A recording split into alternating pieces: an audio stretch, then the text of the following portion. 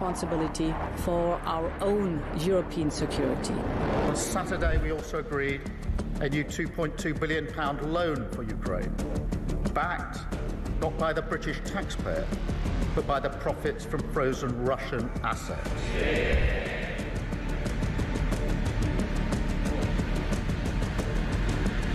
It is my pleasure to bring from His Majesty the King a letter. He sends his best wishes and his regards, of course, but he also asked me to bear this letter and bring it to you.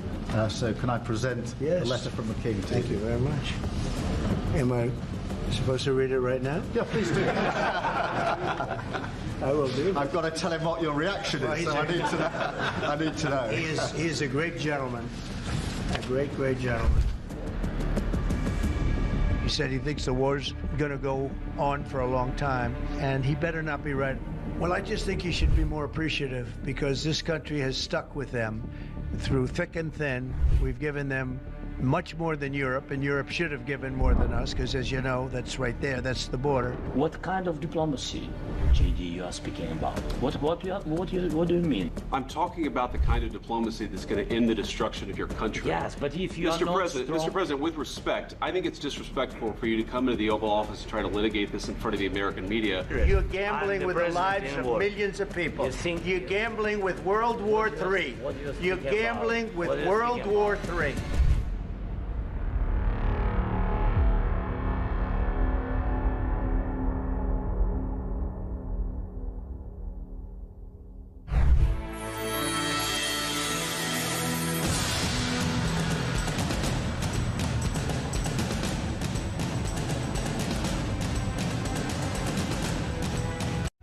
Across the UK, on DAB+, on your smart speaker, on your smart TV, and on your side. This is Talk.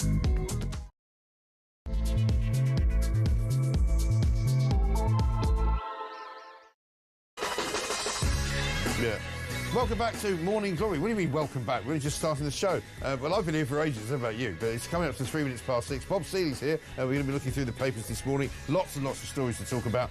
Lots and lots of you will want to have things to say about many things. And this morning, very much the papers dominated by the story about King Charles having to spend the day in hospital yesterday as a result of his cancer treatment. King in hospital for cancer side effects is what it says on the front page of the Daily Telegraph. The front page of the Sun has got Charles hospital drama. King floored by cancer treatment. Doctors tell him to cancel work. He's had to cancel a trip to Birmingham today. We wish him well, obviously. We hope that he's going to be in good shape very, very shortly. But clearly, Buckingham Palace have said the King experienced temporary side effects that required a short period of observation in hospital. Acting on medical advice, it says his diary programme will be rescheduled. But it's clearly a very serious story. It's a very big story. It's on the front pages of every single newspaper. The front page of the Mail as well. Charles is forced to cancel a full day of visits, and so we'll be talking about that and all matters arising from it. Also, of course, lots and lots of other stories to do. French border force people are apparently helping migrants to come to Britain. That's an exclusive in the Sun. 1,722 illegals have arrived in the last 7 days alone because the weather has been pretty clement over the last few days. Also, one in the Times, 1 in 4 British people has a disability. I find that a very difficult statistic to have to read out the first thing in the morning. It seems to me to be totally and utterly ludicrous that a quarter of the people living in this country have got some kind of disability that requires them either not to work or to be given some kind of compensation or benefit for it. Also, Just Stop Oil, we'll be talking about this. They've decided that they've done so well with their campaign to stop oil being promoted and to stop oil being drilled for, that they've basically given up. I think it's a victory for us, for common sense. Bob Seeley disagrees with me. He thinks it's a victory for them. We'll debate that and find out what that all means. Well done. Also, one more victory for us. Rachel Reeves finally came out yesterday in a series of interviews. She didn't do one with us, unfortunately, saying that she's not going to take any more freebies. Although, of course, another victory. Of course, the way that she worded the statement is that she is not intending to take any or not expecting to take any more freebies. But it's actually bad news for Keir Starmer, because it turns out that he, despite what he said last summer about not taking any more freebies from Lord Ali, has been taking thousands of pounds worth of free tickets to go and watch Arsenal. I don't mind if he wants to go and watch Arsenal on the weekends, but why doesn't he buy his own bleeding box? You know, he can be totally secure. It'll cost him a few £1,000. He's got plenty of money. I don't understand why he has to be gifted it by the directors of Arsenal Football Club. 0344 499 1000. We'll talk a bit as well about Ukraine. The latest news from there is that the Coalition of the Willing happened yesterday. There was a bit of a damp squib. It was basically Keir Starmer putting his hands all over Emmanuel Macron. You know the way he likes to do. 5, 4, 3, 2, 1 and all of that. But apparently Donald Trump wants the oil now from Ukraine as well as the minerals. So we'll see how that all ends up. Plus, finally, giant Pampers have been made for children who are going to school who have not been toilet trained. If that doesn't tell you there's something really, really wrong with the decadence of our society, I don't know what does. 0344 499 1000 is the number. 6 minutes past 6. This is Morning Glory. Let's get it on.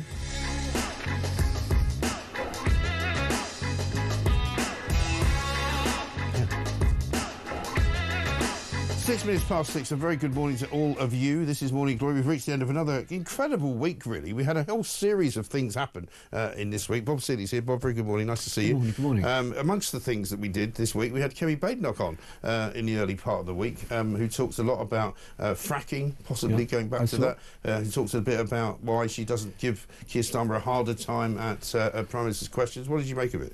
To be honest, I thought, I'm delighted that she was on, and I'm glad you did the interview with her. I was tweeting out some of the stuff that you were talking about. I think the most important thing for me is what she's talking about fracking, but also critically about net zero. Yeah. Because, look, this ties into the Extinction Rebellion stuff this and the week. Just Stop Oil nonsense. I mean, look, we've got steel shutting down in the UK, possibly for the last time, or, significant steel making. Why? Because our electricity prices, our energy prices are sky high. Yeah. And actually, Kemi's being, I think, absolutely spot on. She's saying this is absolutely ludicrous. Yeah. The critical point for me on this whole issue, which we've got to keep repeating, is that when you have a clown like Ed Miliband who's running your obsessive net zero... Ruinous, I would say. It's ruinous. Yeah. And all we're doing, when we export our manufacturing and our industry to China, is they're selling it back to us, creating the jobs and the wealth and making them richer while we're poorer, and they are polluting the planet more as a result because they are generating most of their electricity from coal and are building, as is India, coal-fired power stations on a weekly basis. We should be onshoring, but to do that means that relatively our emissions are going to go up a bit because we're going to try to get our industry back. But destroying our industrial base for a Marxist bit of zealotry that's only going to appeal to the urban elites, I think is just suicidal. Just mad. We had a great interview actually earlier in the week with a guy from an organisation which actually is in favour of drilling in the North Sea and making that part of the whole renewable strategy, because they were basically saying, look, there's no reason why our own oil and gas cannot be part of a renewable strategy. They were like, look, fine, have your wind farms, have your solar panels, but also make use of all the billions of barrels of oil that we've got underneath our own property. And don't get me wrong, I've got nothing against wind farms, solar farms, and I'd love to see more sort of tidal power as well, because that is, when tidal's going to come on stream to the nearest second. So all around the Isle of Wight and the west coast of Scotland, you've got huge tidal. The problem is with especially the wind farms is that you're going to have to rebuild the entire grid. And I think somebody has costed that as £280 billion. And who's going to pay for that? Well, we are. We are. But industry is, and it is crazy town stuff. Yeah. And yes, we shouldn't have gone near this. We were reversing before we left office because we were realising how crazy it was. And instead of continuing a direction towards greater common sense, this government is one of the many disastrous things it's doing, sadly, is doubling down on this absolute idiocy and zealotry of a destructive net zero. Before Kemi came in this week, though, I mean, I've struggled to get Conservative MPs to actually convince me that they actually think net zero is a bad idea, because they won't quite go there. Because I've said it to several of them, would you then commit to getting rid of these net zero targets? And they're kind of frightened to say it. Well, I think they were waiting for her lead. And this is what leadership does, and she's done that. So, OK, fair enough. I'm not going to... I don't know why they didn't do that. But what I'm saying is, I suppose what I'm saying is there's a sort of reticence, a bit like there used to be about migrants. A reticence to say something that people might think, oh my God, you're some kind of fascist. You don't want to have a safer planet. Well, actually, it's not about that. Yeah, no, I have to say I agree with you, and I think the whole sort of window, what's it called in politics, the Overton window, what you're allowed to say, this has shifted massively, Right. and no bad Is the thing. Overton window double glazed? That's my question. Because obviously, if you want to have net zero, you need to double glaze the Overton window. I think it's open for the moment. Is it? Right, It's a springtime for free speech, possibly. Right. Possibly. But yeah, okay, this goes back to the point about net zero. Do I think we need to look after the planet? Well, yes. Do I want to leave it in a better place for my kids? Yes. Yeah. Do I think we need to do more? Yes. Yeah. But then the question is how. Right. And if you're doing something which is fundamentally destructive to you, destructive to your people, and bizarrely destructive to the planet Yes. by exporting your industry to people who are then going to use coal-fired power stations to generate it, that is crazy. And we know that the one thing that drives global warming more than anything else is coal-fired power stations. Right. So it is absolutely crazy. And Trump is about to open a load more of them. Yeah, because, everyone is doing that. And I just, I think I was talking to some guy, funny enough, in Kiev, actually, who was a nuclear expert, and he was just saying, look, just build nuclear. Yeah. Spend 30 years. That seems to be the answer, doesn't it? Going 100% to nuclear. Yeah. Okay, keep the wind farms we got and all that, and have a little windmill on your house and Yeah. what have you. But going nuclear, and you'll get the cost down. The other thing he was telling me is that the cost of nuclear includes decommissioning. Yeah. The cost of wind is not the decommissioning of all these giant blades is not included in the cost of green. And also, so again, it is skewed towards the dishonesty. That's right. And when they talk about putting wind farms up, they don't tell you that it's not an infinity situation. You know, the wind farm needs to be maintained. It's expensive to run, and the wind turbines run out of road, and they have to be replaced. And you've got this crazy situation where you've got a government that's arguing that it's going to be cheap and plentiful and have lots and lots of jobs. Well, it can't be cheap and plentiful. No. It can't be cheap if you're going to have lots and lots of jobs, because that's what pushes the costs up. Exactly. But if you have jobs per, energy generated by nuclear power, because of the amount of nuclear power you generate with just a few blokes or ladies, manning the controls, it's going to be a lot cheaper. Yeah, absolutely right. Anyway. See, my view of the Just Stop Oil announcement is different to yours, because they've said Just Stop Oil's, this is their statement, Just Stop Oil's additional demand to end new oil and gas is now government policy, making us one of the most successful civil resistance campaigns in recent history. I would take issue with that, because one, they haven't succeeded in stopping oil. When just as this announcement was coming out yesterday afternoon, I was filling my car with petrol, right? So basically, I'm still driving around in a petrol car, as are many millions of people in this country. And I think that they've actually realised that because the government changed, and it changed under the Tories actually, to say that we're actually going to lock you up, they suddenly realised actually middle-class, nice little people don't like going to prison, and they've decided it's not worth it anymore. And so their campaign has failed, in my view, because it may well be government policy, but nobody's buying it. Okay, firstly, I think that lefties, all these sort of little protest groups, don't like taking on Labour. Yeah. So all this sort of led by donkeys. There's that as well, if this was a Tory government doing everything that it's doing, led by donkeys will be all over Oh, it. my God, they don't mention it, do they? No. They are a pitiful bunch. It's the same as those idiots at newsagents, John Sopers of this world. They don't talk about Rachel Reeve's budget. They talk about Donald Trump and Elon Musk every day. Yeah, it's pathetic. There's lots of elephants wandering around their room, just liberally, doing their business. Doing their thing. And they are really ignoring it. The only thing I would say is they sort of got their way. Look, Ed Miliband, until this government gets rid of... this government will have an ephany on net zero at some point. They're going to have it between now and the autumn, I think, because when they realise they've got no money. If we lose British Steel, and if we have under potentially tariffs as well, if we've got the car industry closing, there's going to be an implosion in this country. Yeah. And I think Ed Miliband will go. They'll have to sack him, or he'll have to resign, because we cannot go on with these crazy policies. And they will have. The problem is just with the reform, they'll tinker and they'll do enough, but they'll talk about changing tack. How much they actually will is another matter. The only thing I'd say about the other thing that those clowns said was they talked about civil resistance, and actually that just goes to remind us that they were using non-military forms of conflict to try to bring our society to a halt, and they should not have been allowed to get away with it. No way. We should have come down faster, harder on these people, because this was a form of resistance.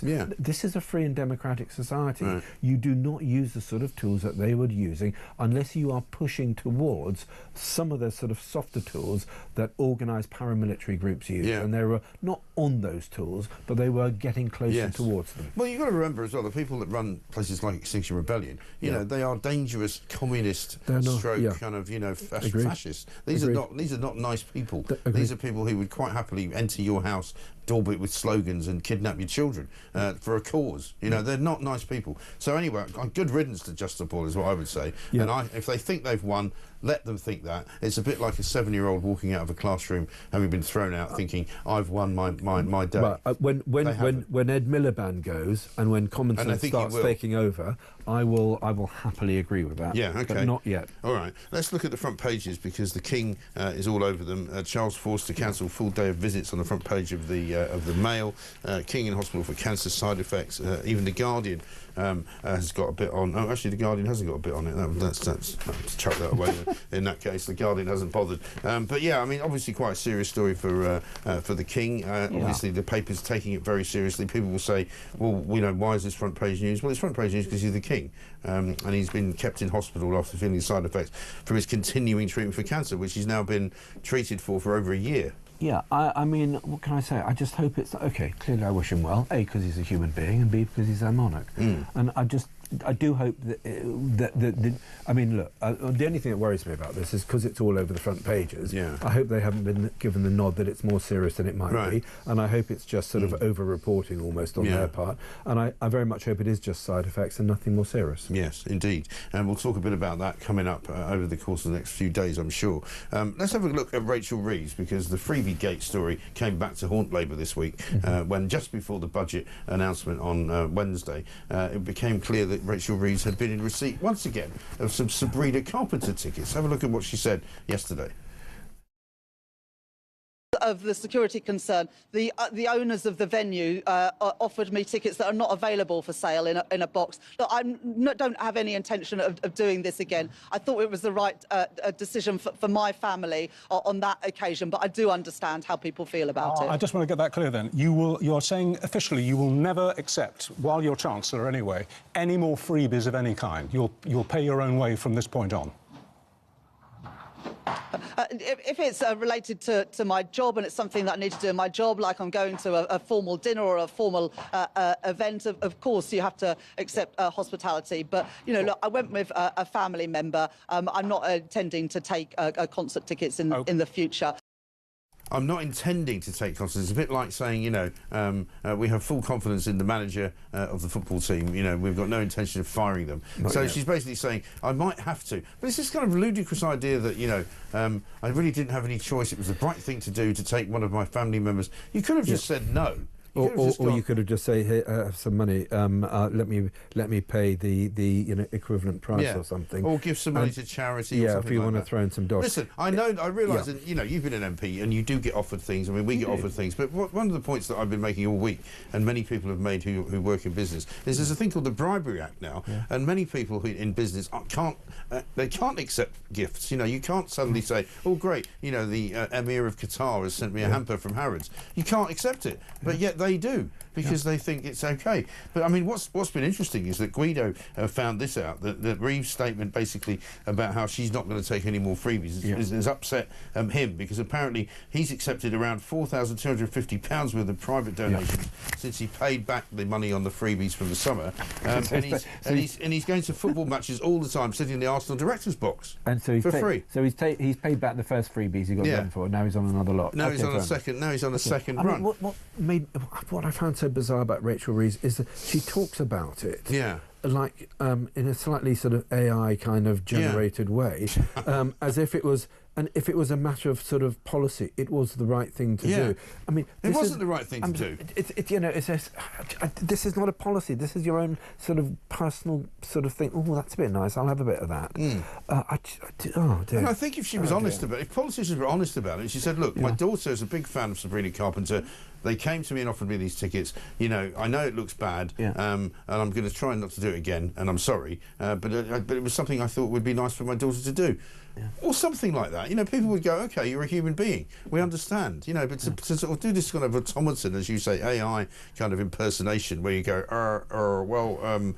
it was the right thing to do. It clearly wasn't the right thing to do. The right thing to do would have said, no, thank you, I can't do it. Or at least saying, okay, that's kind, but let me... I'm not thinking about what I was doing, and I wasn't important enough to get offered that many freebies, but those that I did, I'm pretty sure I either turned down or I said, let me give you the cost. The only thing I did accept was, okay, for travel for a conference. Yeah. So I went to like a security conference in Bahrain twice. Clearly, I mean, to be honest, I couldn't have afforded to pay my own way there, genuinely, because... and they pay for you to go. And maybe you could have a word with Lindsay Hoyle, because he gets invited to go places and he seems to end up charging us for it. You know, he goes to Doha, the world's richest nation, and suddenly it costs us about 23 grand. You go, well, hang on, why aren't they paying for it? Exactly. Unbelievable. Anyway, listen, coming up, we'll talk some more about all the big stories in the papers this morning, including a massive story in The Sun about immigration. They've lifted the lid on what's actually going on in Calais and how easy it is for French border force to put people into dinghies and send them over this way without even stopping them. We're coming up with more after this.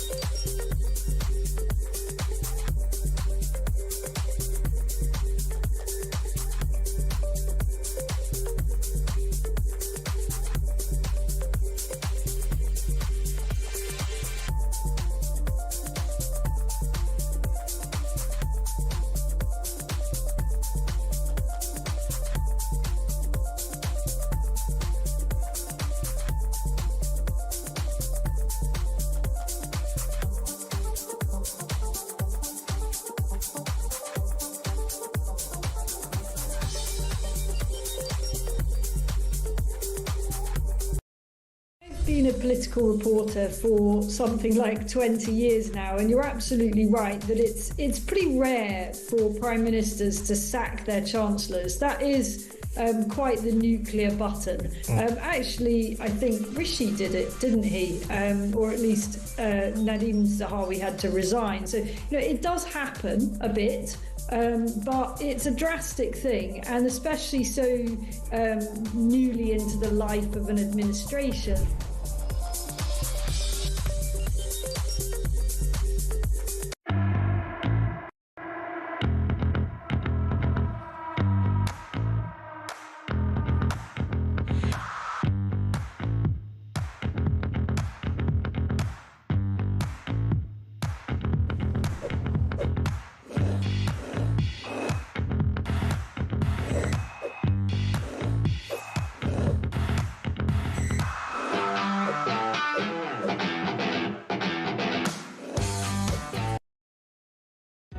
Across the UK, on DAB+, on your smart speaker, on your smart TV, and on your side.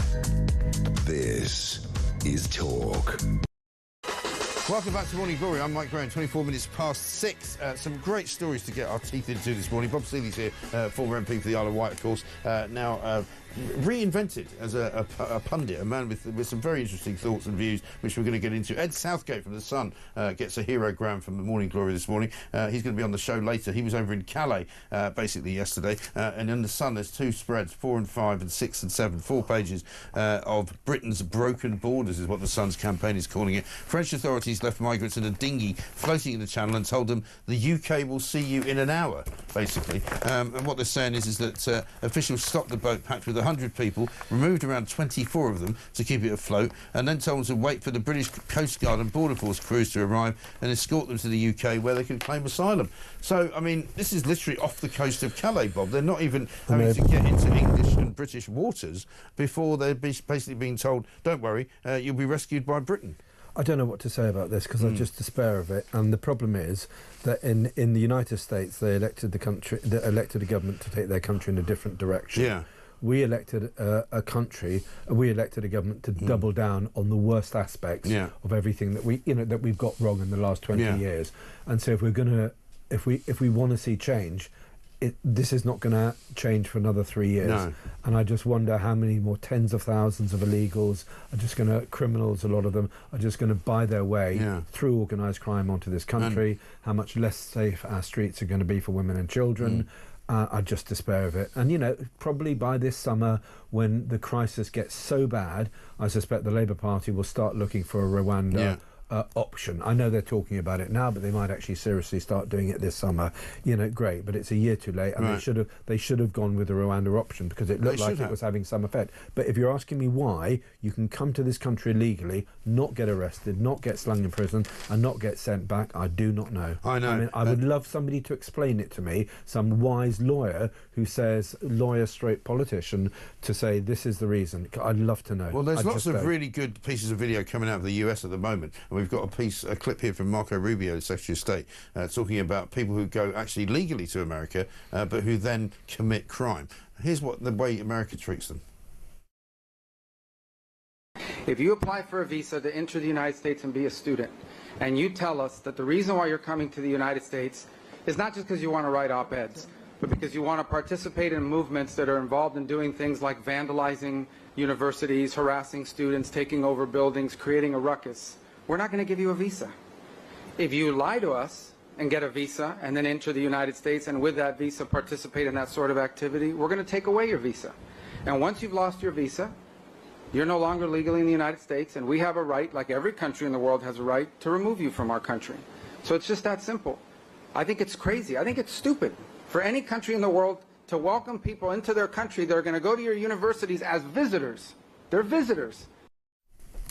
And that's perfectly sensible, isn't it? Yeah, I mean, he's basically talking about hard left activists that end up at Ivy League universities and spend their time promoting Hamas and Palestine. Doing borderline anti-Semitic stuff. It might be not very borderline, it might be very obviously anti-Semitic. I think that's, you know, actually throwing people out who are responsible for that, not for having opinions or strong opinions, but actually for overstepping that mark and doing absolutely. And trying to undermine democracy, in other words. But I mean, but they also say very clearly, and Caroline Leavitt has said this, you know, the great White House press secretary, you know, if you are an illegal migrant, if you come to my country illegally, you've already committed a criminal offence. I know, you're already a criminal. We're kicking you out. Why can't we do that? This is what I don't understand. I think we should be actively seeking to deport people who are here illegally. This should not be some kind of sort of risque statement. It should be a statement of the obvious. Frankly, I would go a little bit further, and I think people who've been here, you know, recent arrivals who may be here legally, if they're committing crimes, I think we should be actively seeking to deport people who are no longer playing by the rules.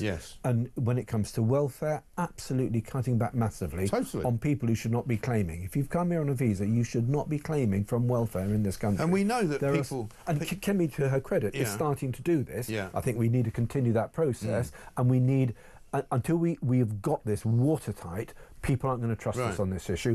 I get that, and I think I hope that in the next year, Kemi is going to get us into a position where all this stuff, some of this stuff is policy already, but this becomes policy. But the moment we get in, we've got to deal with this human rights idiocy that stops us governing effectively. And we have got to start saying, if you're here illegally, get out. If you're here on, you know, and don't come illegally because you won't be allowed in. That's the other thing. If you're here on a delivery visa because you've been to some dodgy university, but in fact you're only here to sort of, you know, be a delivery driver and then see how long you can stay, you know, hasta la vista. Well, did you see that story in the Sunday Times last Sunday about this ridiculous sort of education loophole? Scam. Where it's a scam. It's a scam where you set up the Oxford Business School, which is loosely affiliated to Oxford University. Well, it's in Oxford. That's the affiliation. It's in Oxford. That's it. Except that when people apply to do the course there, they get money from the government. The money goes to Oxford University as well, and then they claim for a living allowance and a maintenance grant, and then they never turn up. Yeah, and so there is a sizable chunk of Romanians here. Yeah. And, you know, a lot of them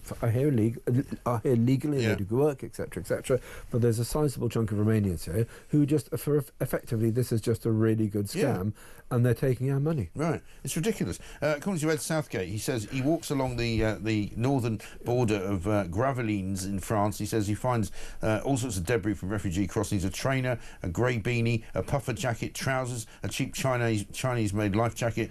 He basically says you walk around and you just, everywhere you go, everywhere you look, there is evidence of illegal crossings being not only organised and helped along by and then by these people illegal tear up their traffickers, documents. but also and they say we do Migrant of the Day here. We get people. We had a guy this week who couldn't be sent back and deported because he'd lost his documents. Is this the alcoholic paedophile from Pakistan? No, that's a different one. Okay. There's all sorts. This guy I think is Iraqi. Who are these judges? I know. But this guy says he's lost his phone. Does the Kremlin he's lost his employ ID. them to really sort of discredit our system? Well, the most recent one I think is funnily enough is a Romanian I think who was about to be sent home, but it was said that his daughter is not old enough to receive video calls, so he can't be deported. He has to be allowed to stay here. Absolutely unbelievable. It's shocking. But again, this is human rights stuff. It's ECHR.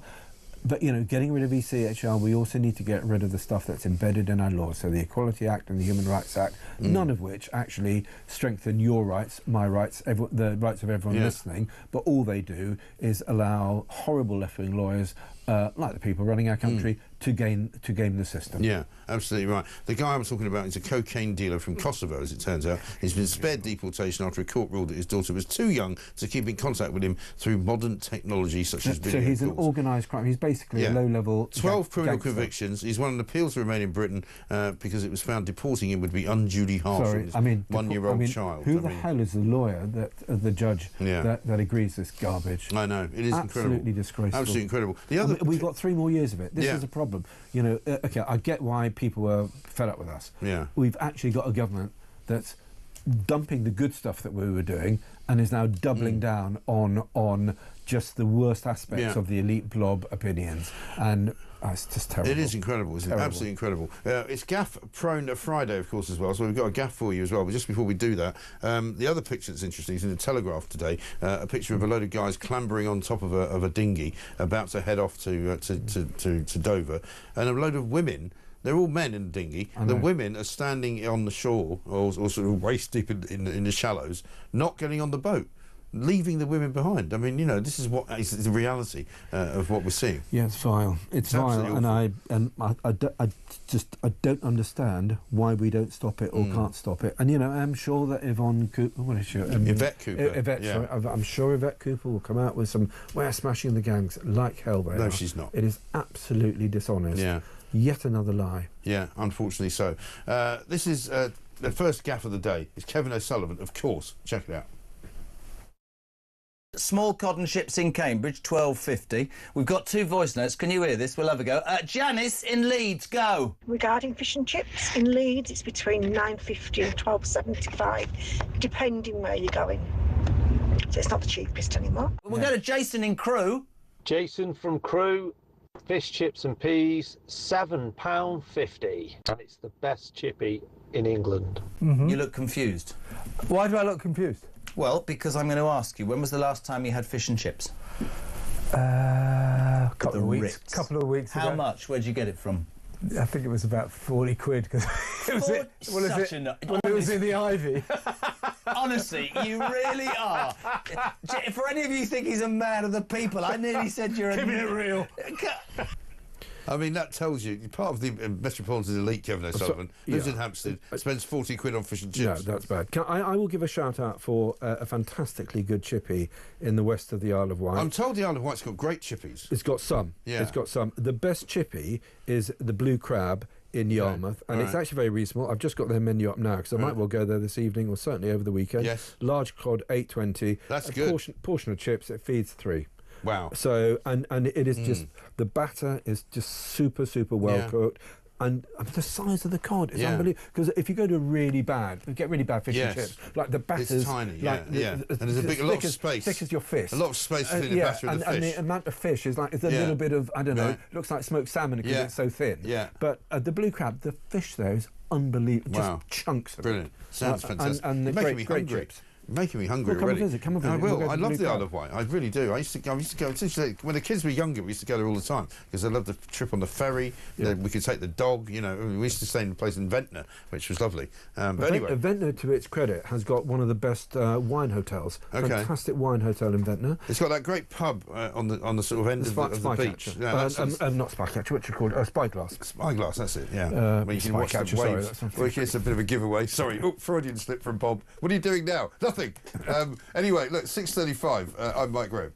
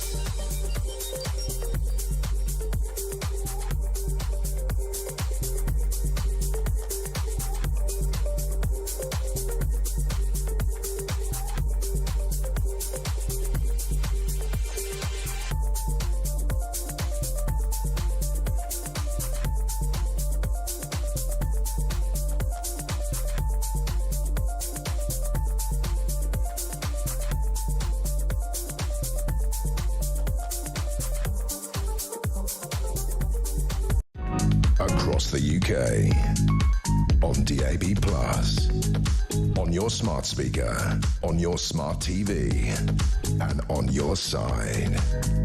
This is Talk. Welcome back to Morning Glory, 6:37. I'm Mike Graham. Kinsey Schofield's going to join us in a moment, our royal correspondent over in the United States of America. She's got an update for us on King Charles. Let's get a voice note from Ian. Mike, Ian from Monfirth here. Great show. Well, what a surprise. We find out that the French gendarmes are waving au revoir to all the illegal immigrants. Yeah, not much of a surprise, really, is it? But it's a great piece of investigative journalism by The Sun, and we'll be talking to the guy who went over to Paris to do that story coming up in a little while. Bob Seeley's here with me as well. Before we get onto some of the other stories, Bob, let's just take a quick hop across the pond to California, Hollywood, California, to be precise. Kinsey Schofield's there, royal commentator. Kinsey, very good morning to you. Hi, Mike. I just have to tell you that there's no other way that I'd rather spend my 40th birthday than with you. Well, listen, a very happy birthday. I had no idea. Nobody told me. Thank you. The flowers are on their way to you. It's not a great story to talk about this morning. It's King Charles on the front pages this morning, having to cancel visits for an entire day, having to be rushed to hospital because of side effects, they're saying, due to his cancer treatment. Now, if you're looking for a sense of his mood, the Sun does report that sources say last night when he was back at Clarence House, he was in good form, continuing to work on state papers and making calls from his study, forever the busy bee. We understand that, like you said, he went to the hospital. He traveled by car, not by an ambulance. Queen Camilla did not attend with him, which I think is a good sign. That she didn't feel like she needed to be there in a rush. And I think that we are stressing about this because we rarely get updates on the king's health. And he did have to clear a day and a half of his schedule, which is alarming. But the reality is the Sun is reporting that he's in good spirits. He's already home at Clarence House, potentially watching Morning Glory right now. And we should just relax at this point in time. And I would not get too worked up about this. I know he certainly wouldn't want us to be. No. I suppose it's also just a reminder for those people who might not have remembered that he's still undergoing cancer treatment and it's ongoing. Absolutely. And again, temporary side effects. I believe this was out of an abundance of caution. And it is alarming to see him kind of pull out of events. But I will stress that sources are saying the trip to Italy in April, it's still a go. Doctors are still confident he can make that trip. So having information like that makes me feel like this potentially is just a hiccup, and that he continues to move in a positive direction with his cancer treatment. And I'm sorry that he had a bad day, but I have faith that he is, you know, I trust that the Sun sources that say he's feeling better. Yeah, and they're calling it a bump in the road. So let's hope that's exactly what it is. Pictures of him on the front page of the Times this morning from Wednesday. He looks reasonably well. So we will wish him well. What are you doing for your birthday? What does a 40-year-old girl do on her birthday in Los Angeles? Whale watching. Whale watching? Really? Yeah. Wow. Yeah, I'll send you some video. Yeah, do. Yeah, I'd like to see that. Thank you very much indeed. Well, listen, have a great day. Thank you very much. Kizzy Schofield celebrating her 40th birthday. It's a long time ago for me, that. I won't see that one again. Let's talk about a couple of other stories. Front page of the Times today. Unbelievably, it says, Bob, 1 in 4 Britons claim they have a disability. Are they having a laugh? Yeah, I think so. A quarter of Britons. One of the things that we did was make sure that people had in-person interviews, and after COVID that went, and it shouldn't have done, but it went by the wayside. Right. And it's probably not come back either, right? No, it hasn't. And you can guarantee it won't. And what's happened now is that I think people are just taking the mickey. Yeah. And the problem is, because they can, right? Yeah, but, well, you know, you shouldn't be doing it. I mean, the problem is that most people are honest. But the problem is they are actually being punished for their honesty, and people are not being punished for their dishonesty or not paying a price. That's a very good point, actually. Yeah. And, you know, if you actually were scamming and you got found out and you then weren't eligible for payments for 10 years or for 5 years as punishment, I think people would think twice about it. But effectively, there is no censure for cheating the system and cheating your neighbours, the people on the same housing estate as you. And I think it's very depressing. Yet at the same time, we have a government that is now attacking the wrong people.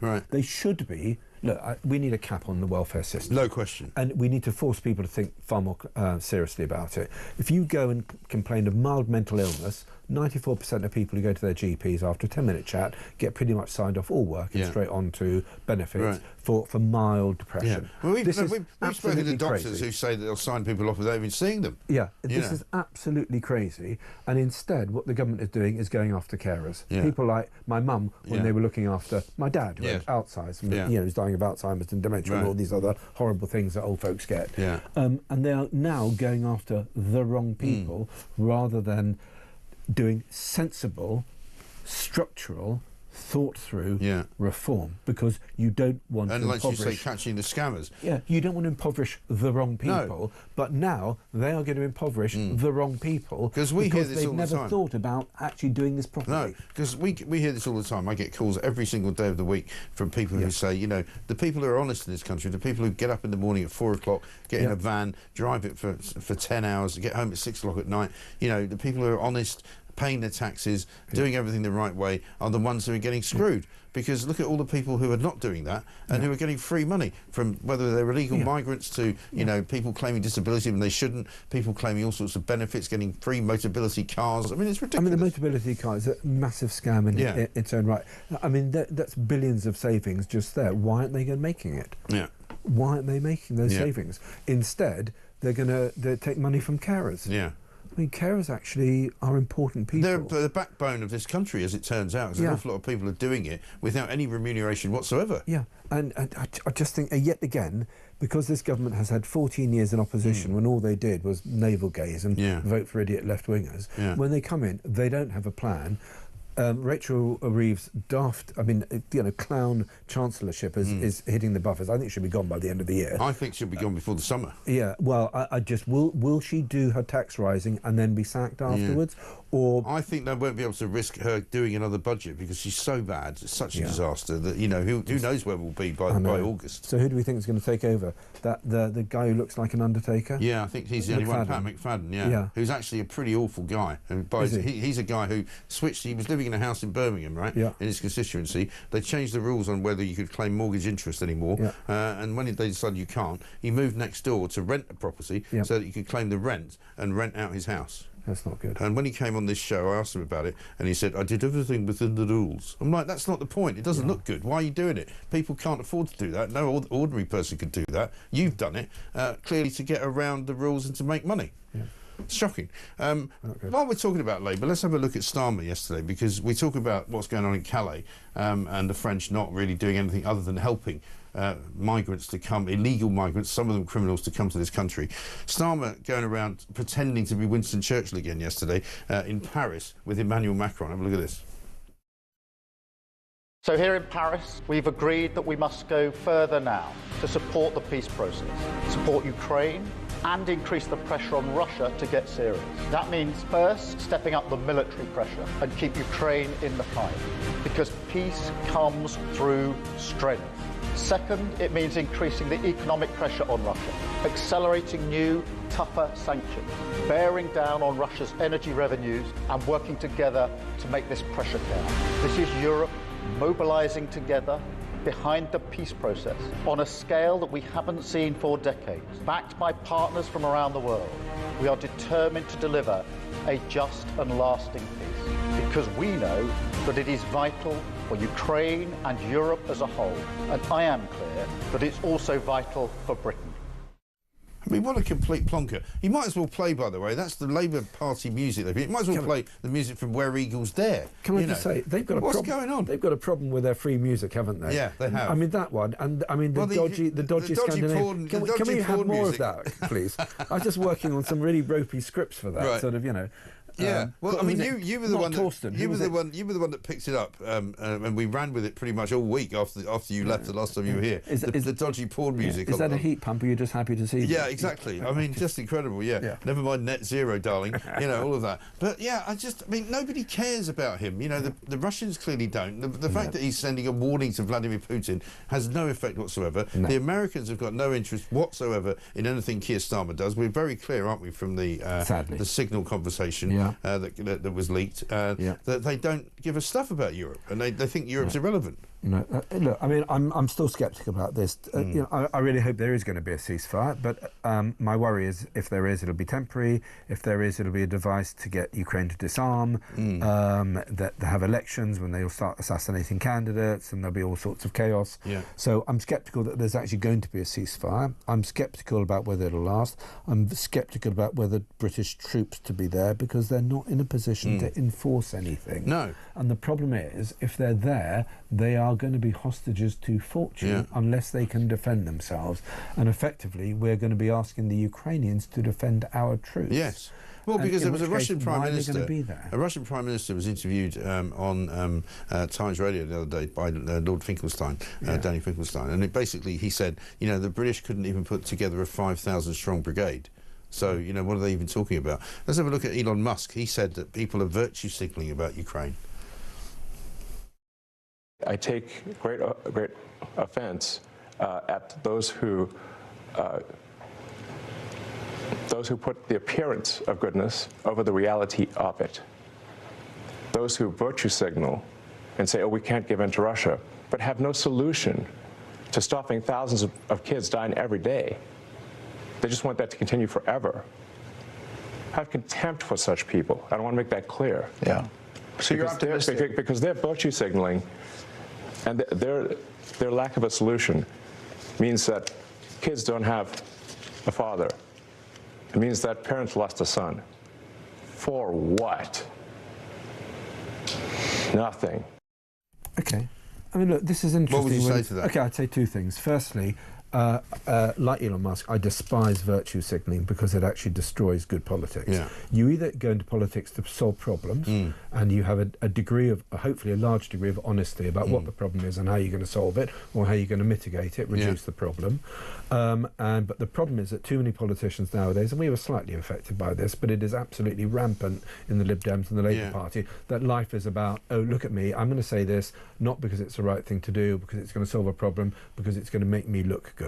So and that's what Starmer's doing, isn't it? I despise virtue signalling, but I'm sorry, where Elon Musk is, I disagree. This is not about 6 of one and half a dozen of the other. This war stops when the Russians stop killing the children. So the children dying that he's talking about, those children are being killed by Russian bombs. Now, do you have peace talks? Yes, try to have them. But you've got to understand why this war started. This war didn't start because there was some terrible confusion. This war started because the Russians thought, we don't want an independent Ukraine. Ukraine is part of Russia. It's always going to be part of Russia. And if we have to kill everybody Ukrainian to prove it, we will. Which sort of makes the point that it isn't part of Russia. And when he says, for what? Well, I guess the answer to that is, well, for an independent Ukraine to remain as a country without being overtaken by Russia. Yeah, and again, this is not some, oh, you want to wave a flag. This is actually so that they have a choice who governs them, and they have a choice not to be ruled by a secret police or not to be ruled by organised crime. Or by a puppet leader. Yeah, or not to have a sort of neo-fascist sort of thug imposed on them and actually see their state, their system of justice, you know, which hasn't been the best, but in Russia it's an awful lot worse. So they're not fighting for some vague lifestyle choice difference. They're fighting not to be killed and raped in large numbers by effectively an army of sort of horde slaves. We saw what happened when the Russians moved in north of Kiev. There were thousands of people murdered. I saw the bodies being exhumed. There were women being repeatedly raped. They are a lot of these Ukrainian prisoners of war, the Russians are never going to let out. And this is a form of daily torture for people. I just think there is a clarity over right and wrong that people like Elon Musk and some elements of the Republican Party that are depressingly pro-Russian are entirely missing. Yeah, I think that's right. And I think part of that as well, we haven't really got time to get into it in any great more detail, but part of it I think as well is that people view Zelensky, and I think quite rightly in some ways, with a bit of suspicion because of the way that he's conducted himself. And I know that he's the victim here, as it were, but nevertheless, you know, there's still a lot of questions that people have about him that haven't really been answered effectively. What do you mean? Which ones? In terms of the ones about, you know, he's running a government, but is he really running a government, or is he actually just a sort of a puppet himself? Has he been put there by people who would quite happily remove him? Peter Hitchens talks about this a lot, that there are plenty of nationalists in Ukraine who, if he gave in to the Russians, would just simply get rid of him. And who would say, well, he's not really in charge of the country. An awful lot of money has come through his offices, and not all of it has been accounted for. Well, no, sorry. That other claim, I think, is a questionable one, because most of the money, most of the aid comes in the form of kit, which is delivered. Yes, it does. So actually, when Trump says it's 350 billion, no, it's not. It's actually 180 billion. No, I'm not talking about anything that Trump said. I'm talking about even the money that some aid organisations have given them. Okay, I don't know about that. Is Ukraine a perfect state? No, absolutely, categorically. It really isn't. That's what I mean. Categorically not. That's what I mean. But is it? Do they have a right to defend their nation? Oh, absolutely. No, there's no question. And do they need to clean up more? For sure. Yeah. I quite agree that as soon as this war started, the Ukrainians were seen in a sort of perfect light. Yes. But I tell you the answer to that, and what really depresses me, is that we are giving a lot of money to the Ukrainians, or a lot of support, and we should be saying, as part of this, we want you to do A, B, and C. Yeah, right. So judicial But it's all unconditional. But it is not being done. No. And I was talking to a senior lawyer about this, who engages a lot with the Ukrainian government. And yeah, there are some not great people there. I don't think Zelensky's one of those. Yeah. I think Zelensky is basically a good guy. I think some people around him are a little bit more questionable. But I'm sorry. Fundamentally, the Ukrainians have a right to defend and save their nation, despite their imperfections. No, I get that. I fought for this country. Do I think it's perfect? No. Yeah. But the point is that in the end, and we'll have to stop this otherwise we'll get in terrible trouble with the producers, is that, you know, because of the way that Ukraine was sold to us, I think some people have questioned it because of the fact that they question everything that the government tells them now, because they don't believe it. Simple as that. We've got a voice note here from Andy on fish and chips that will get us off the subject. Have a listen. Lovely. Good morning, Mike. Andy in Portsmouth. The cheapest fish and chips I can find in Portsmouth is from the Cod Squad, and it's £9.50. All I would say is the blue crab is cheaper and will undoubtedly... It's worth getting on the ferry for that. You want to get over to Yarmouth? Yeah, OK. Listen, it's 6:54. I don't know where the time has gone. We're almost up, but we're going to talk about giant pampers for children going to school who don't know how to use the toilet yet, even though they might be as old as 5 and 6 years old. This is Talk.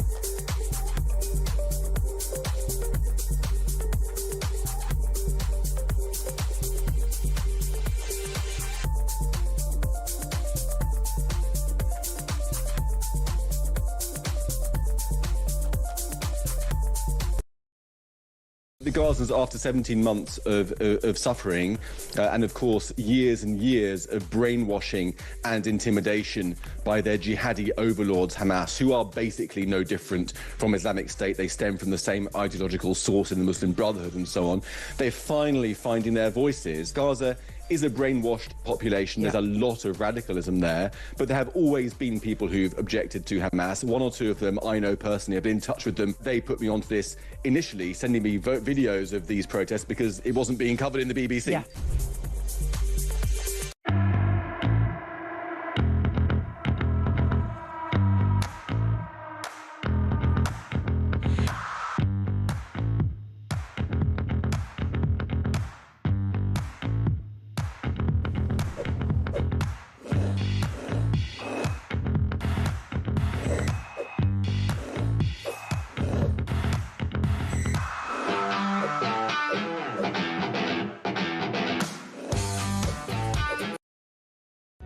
Across the UK, on DAB+, on your smart speaker, on your smart TV, and on your side. This is Talk.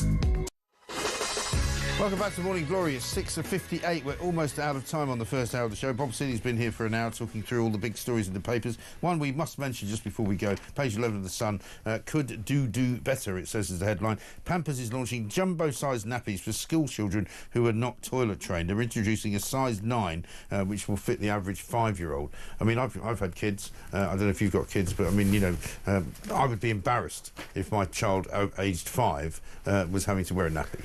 Yeah, dare I say it, it's bad parenting, maybe caused by family breakdown, pressures on the family, but there's no excuse. There's really no excuse. You've got to bring up your kids. I mean, no, I just despair at this. I think it's a real shame. Yeah. I'd love to know more about these families. Yeah. You know, what sort of structure do they have? Do their kids have any structure in their lives? And who's kind of calling them to account? Because if you're a teacher, surely you should be calling them in and saying, what are you doing at home if your child is coming into class without being able to use the toilet and why age 5? I mean, this is the thing. And, you know, you've got the government saying, well, we need to feed kids. Actually, no, sorry. If you have kids and you're a parent, you need to look after your own children and you need to do the basics of parenting. Otherwise, what the hell are you doing having a kid in the first place? Exactly. And I think that's a very good question. Again, one of those questions that people are frightened to ask. But we're not frightened to do that here. Bob, great to see you. Thank you very much indeed. Have a good weekend. Clocks go forward, don't forget, on Sunday morning. So if you're sleeping in, don't worry. That's fine. But if you've got anything to do, you're going to need to make sure you get the clocks right. We'll talk about that later. This is Morning Glory.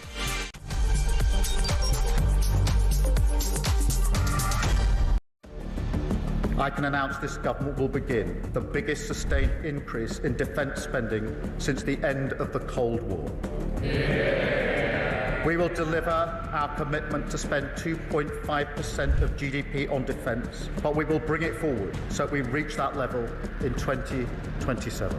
The answer from European capitals has been as resounding as it is clear. We are in an era of rearmament to respond to the short-term urgency to act and to support Ukraine, but also to address the long-term need to take on more responsibility for our own European security. On Saturday, we also agreed a new £2.2 billion loan for Ukraine, backed not by the British taxpayer, but by the profits from frozen Russian assets.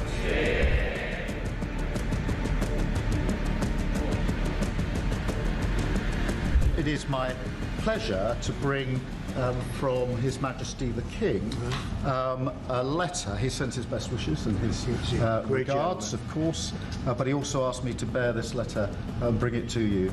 So can I present the letter from the King to you? Thank you very much.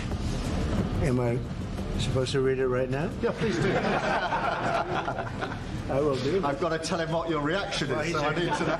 I need to know. He is a great gentleman. A great gentleman. He said he thinks the war's going to go on for a long time, and he better not be right. Well, I just think he should be more appreciative because this country has stuck with them through thick and thin. We've given them much more than Europe, and Europe should have given more than us because, as you know, that's right there. That's the border. What kind of diplomacy, JD, you are speaking about? What do you mean? I'm talking about the kind of diplomacy that's going to end the destruction of your country. Yes, but if you are not Mr. President, with respect, I think it's disrespectful for you to come into the Oval Office and try to litigate this in front of the American media. You're gambling with the lives of millions of people. You're gambling with World War III. You're gambling with World War III.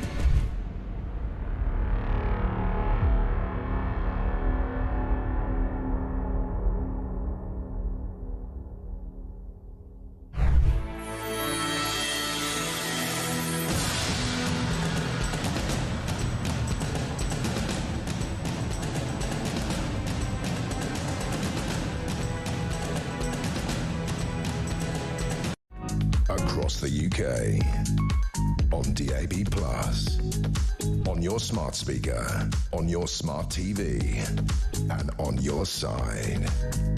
This is Talk.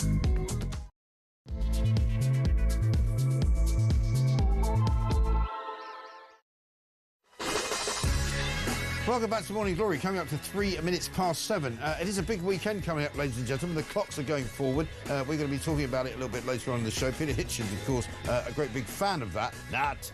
We spoke to him yesterday about it. We'll be bringing you what he had to say about it. We want your stories, of course, about why it is. Because I actually tell the story and quite often get upbraided by you lot for it. And I think I did it when the clocks went back. It confuses the hell out of dogs, right? My dog doesn't know when he's going to be fed because, you know, as far as he's concerned, he's got a body clock which works on basically during the summertime. He gets fed at 4 o'clock in the afternoon. That's when he has his dinner. And so now what's going to happen is when it gets to 4 o'clock on Sunday, it's actually going to be, what, 5 o'clock. So he's going to be hungrier than he would normally be. Is that right? The clock's going forward, right? So actually, no, it'll be 3 o'clock.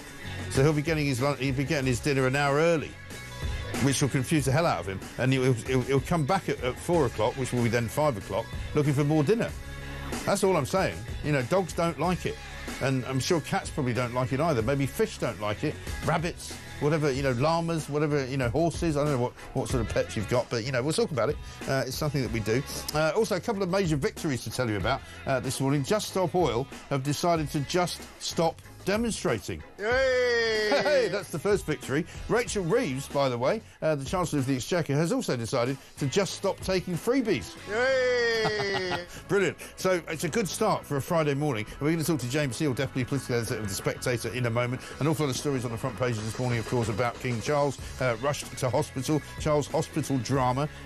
Camilla didn't go with him. The good news is that, you know, he's had an adverse reaction to the cancer treatment that he's getting, and he was taken to hospital in a car, which would suggest it wasn't an emergency, and then he was released. He's had to cancel some of his engagements, but they're calling it a bump in the road, basically. So we wish the King well, and we hope that he will be back fighting fit very, very soon. We'll also be talking this morning about migrants, because the Sun has done a major investigation into what the French are doing on the other side of the Channel. It will come as no surprise to you that over in Calais, the French are basically saying to the migrants, you get in those boats there, we'll help you push off from the shore, and in about an hour the Brits will be along to escort you into Britain and to welcome you to the United Kingdom. Brilliant. The other story we want to do is 1 in 4 Brits apparently has a disability. This is according to the Times this morning. Quarter of the people living in this country say they are suffering from a disability. Absolutely incredible, absolutely unbelievable. It's hard to understand how many people are on the skive in this country. Absolutely ludicrous. Breaking news this morning: a strong 7.7 magnitude earthquake has hit Myanmar, prompting evacuations as far away as Bangkok in Thailand. The Thai capital has seen hundreds of people pouring out of buildings after the tremors, and many buildings being evacuated. So if you've got any loved ones there, you might want to get in touch with them, make sure they're okay.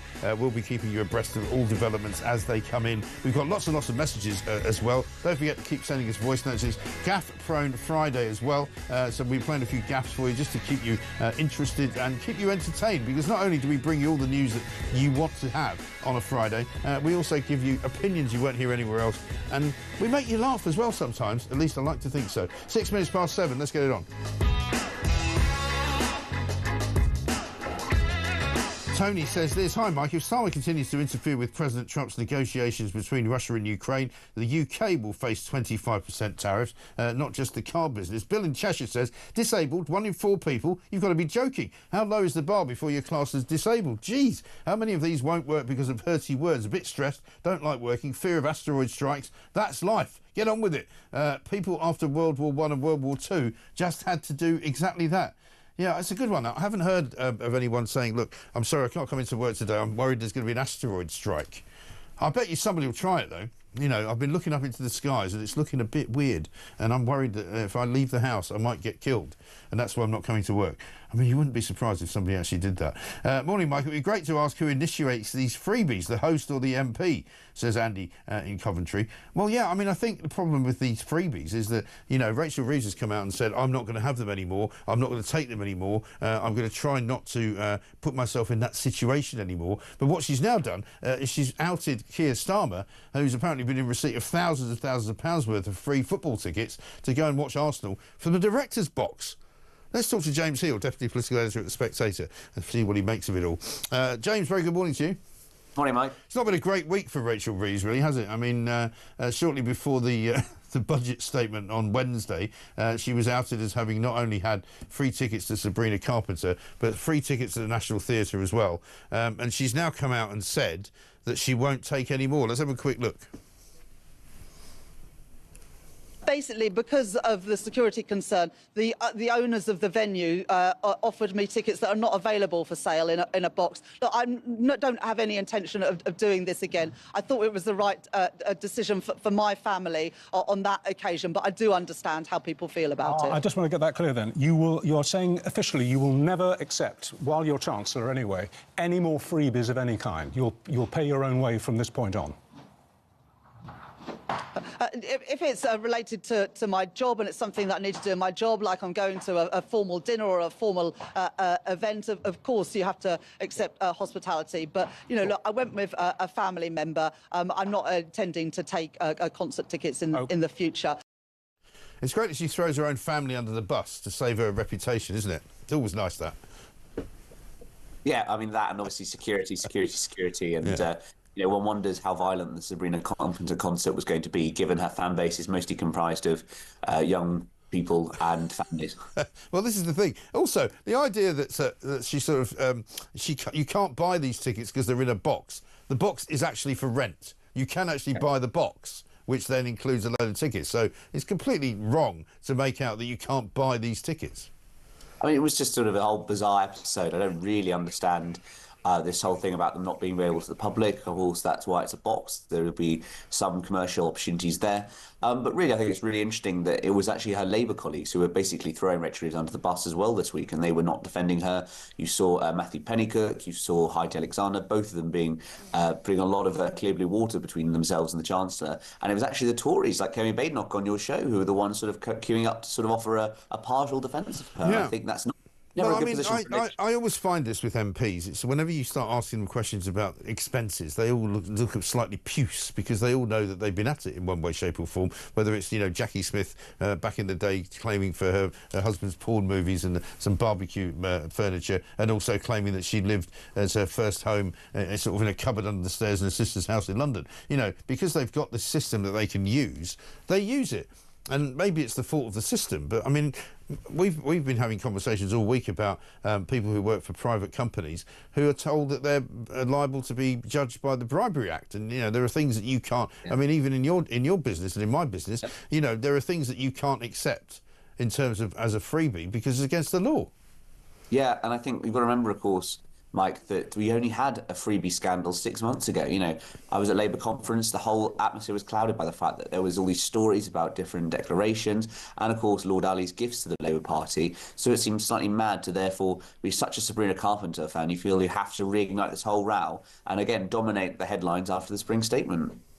Yeah, exactly right. And I mean, it turns out as well that Rachel Reeves kind of focusing on this has brought more ordure down on Keir Starmer, because it's now been revealed by Guido that he's been taking sort of more or less weekly hospitality from the directors at Arsenal. Yeah, I mean, I think that it's going to be a big story potentially, given, of course, the football regulator. That was something they were promised, and in this manifesto, and yet now it seems to be going quite cold on it. So I think that there could be some scrutiny at some point about the use of boxes and all of these different stories.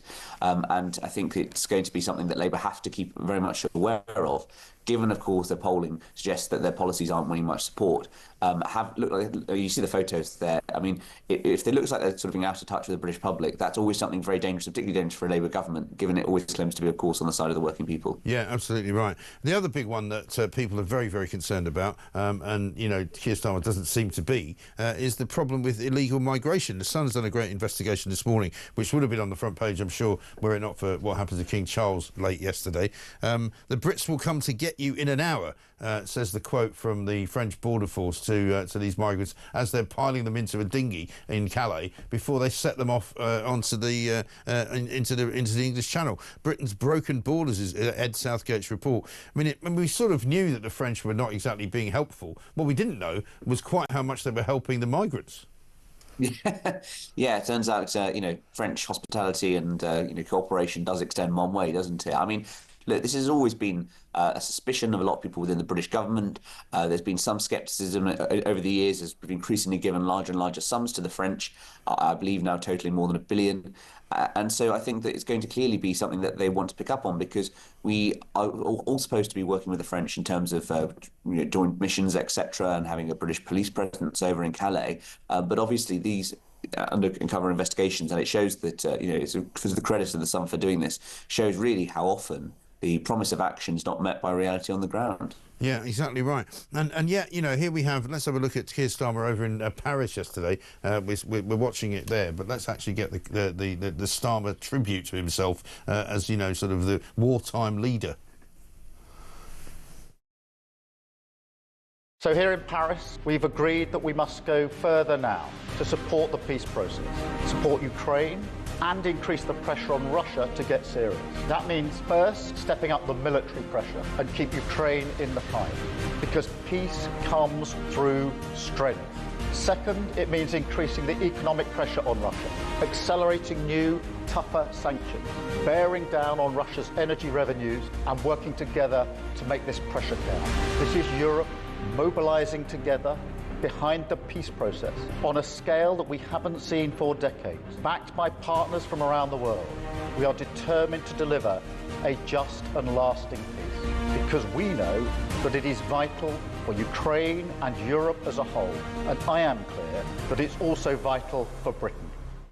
Yeah, this is the same man who thinks that, he's the only man in the world who's going to war with Russia. I mean, what's he doing? He's got this music in the background. He might as well play the theme from Where Eagles Dare, And here I am, sort of just bestriding Europe with a coalition of the willing. Well, there's the hand again.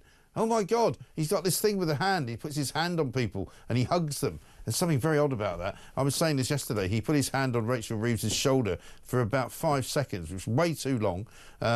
But seriously, Keir Starmer has no coalition of the willing. Even Emmanuel Macron, who's about the closest thing he's got to a partner, really, in terms of the war relief that he's trying to find, even he's rowed us out of the coalition of armed forces, because he says, well, we're going to spend a load of money and give it to the Ukrainians and military spending and all of that, but we're not going to include any British companies. Well, I mean, I think that two things. I mean, first of all, we heard all these different press conferences 2 weeks ago. Keir Starmer was telling us that there was momentum building behind his plan, that we were going to move into the operational phase, how that was all going to work. And of course, actually, it turns out we haven't got the momentum, because the Russians have no incentive to move fast on all this, and we're very much dependent on American goodwill. So we're not making much progress, it doesn't seem, in terms of the European sphere. So that's the first point. And the second point is, as you say, Mike, we have to actually get everyone in agreement, and there doesn't seem to be that agreement. The Italians are very much reluctant to go involved. The French are trying to use it again as an opportunity to talk about things like fishing rights and things about military defence. And so actually, really, it's not much of a coalition. It's not that willing. Well, yeah, exactly. There's not much of a coalition, and they're not willing. So why he keeps calling it a coalition of the willing is anybody's guess. I mean, it's quite extraordinary. Let's talk a bit about Rachel Reeves and her sort of plot next to put a tax raid on savers. Telegraph's page 1 story this morning, basically saying that whatever she did on Wednesday is not really going to be enough. She's going to have to come back for more taxes, certainly in the autumn, if she's still here. I don't know what your view is on that. I don't think she will be. I think she'll be gone by the summer. But there's talk now that the Treasury is concerned that savers are failing to pay the tax they owe on interest. I love the way they phrase these things, like as if the savers are doing something wrong. The people who save money in this country are the ones who keep the banking system going, aren't they? Yes, and that's always the danger, I think. And if it's seen that people who aren't benefiting the state, either by sort of, working hard and creating businesses, doing the right thing, the saving, are they the ones being punished? And those who are basically, living off the state in some capacity being rewarded? I mean, what kind of incentives does that send? But on the wider point, I think, it's worth noting there's some polling out today by Ipsos, which shows that Rachel Reeves' approval ratings have now dropped to the level of Kwasi post-mini-budget. Yeah. And, of course, that was something Labour went to town on, in terms of saying that, they're no longer fit to govern, etc. So I do think the future of Rachel Reeves is much more in question now than it was a few months ago. I do think that she is going to potentially no longer be chancellor by the end of the parliament. I don't think she's in mortal danger, but I do think that she is far from being the great asset to Keir Starmer and Labour they once thought he was. And I think it's striking, Mike, that Labour is now potentially bringing in a new economic advisor in number 10. Previously, number 10 has been very happy not having its own economic policy. Very relaxed, yeah. So I think that that shows perhaps a willingness that actually number 10 does need to stand up to the Treasury on economic policy and against Rachel Reeves' instincts, which clearly haven't always served the country that well. Absolutely right. And going from Rachel Reeves to another sort of top Labour apparatchik woman, Angela Rayner, apparently she's facing a strike of her own staff because they've all absolutely become revolted by the idea that she keeps demanding they come into work 3 days a week. I mean, if anybody needs to know why we need to sort of, you know, take an axe to the civil service, this is it. They don't want to come into work 3 days a week, and they're calling it a rigid office attendance policy. I mean, honestly, every government ends up frustrated with the civil service. I suspect this one is going to find its illusions shattered much more quickly. I mean, we saw the big speech by Keir Starmer a few weeks ago when he's talking about we were going to have savings and efficiencies in the civil service, but there wouldn't be that many jobs lost, etc. And I think that, you know, talking to some ministers, they've been surprised actually by, you know, how the civil service doesn't seem to be repaying the faith that Labour seems to place in them. And it reminds me of the classic quote by the historian Peter Hennessy that the civil service outlasts its masters like the Russians in the winter snow, just waiting for them to dissolve. And the danger, of course, as that happens over the next few years and you have an unresponsive Whitehall official policy, you're going to therefore see Labour unable to fill its goals. And if they're going on strike already at this point, if inflation doesn't come down and wages get even more harder over this Parliament, it sets up for a big few battles down the line. Yeah, I think you're absolutely right. James, good to talk to you. Have a good weekend. James Hill, Deputy Political Editor at The Spectator. We've got lots more to do. Lots of you coming up with some very interesting messages, of course, as well. We were talking earlier with Bob Seeley about the fact that children as old as 5 years old are now requiring nappies before they go to school because they can't actually be toilet trained, which seems extraordinary. Zarina says this: I agree, in my experience, toilet habits for 5 to 6 year olds have changed. However, children with disabilities are entering mainstream schools because funding for specialist places have been consistently slashed. To make sweeping statements about parental responsibility and awareness of teachers is not helpful. There is always a bigger picture. Yeah, there is a bigger picture. There's bigger pants for children who haven't been toilet trained by their parents. This is not about disabled kids going to school. This is about a company which believes that there's enough demand for this to be the case. So they're making size 9 Pampers in order for 5-year-old children to wear these things. Now, if you're the parent of a disabled child, you will always have had to deal with that. That's not something new. But for Pampers to say that they are now actually having to make a proper decision over size 9 Pampers to give to children who are too old to really be not toilet trained is ridiculous. So it's not a sweeping statement, Zarina. It is a statement of fact that this is what is going on. My daughter is a reception teacher, says Francis from Sussex. She is not allowed to tell the parents to potty train any child still in a nappy. Absolutely incredible stuff. And Tony from Bournemouth says the Lakeside in Poole, large cod and small chips, $4.99. That's a bargain. It is a bargain. I don't want to turn this into a, you know, where's the best fish and chips or anything like that. I'd much rather talk about the clocks going forward. I'd much rather talk about what it is that's going on in your world as well today. But we want to also hear your stories about what's going on with the police, because we've got stories about that coming up very shortly. This is Talk.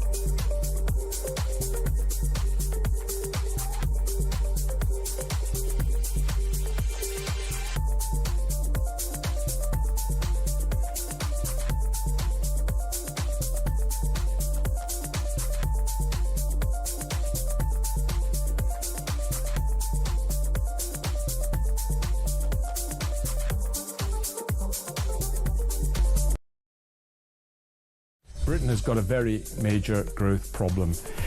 The headline numbers actually exaggerate what the real position is. Why do I say that? I say that because actually what matters isn't the headline number, is growth per head of population, the per capita. And the population growth is getting bigger and bigger and bigger and bigger by the year. It is. And not from birth, from boats and from visas.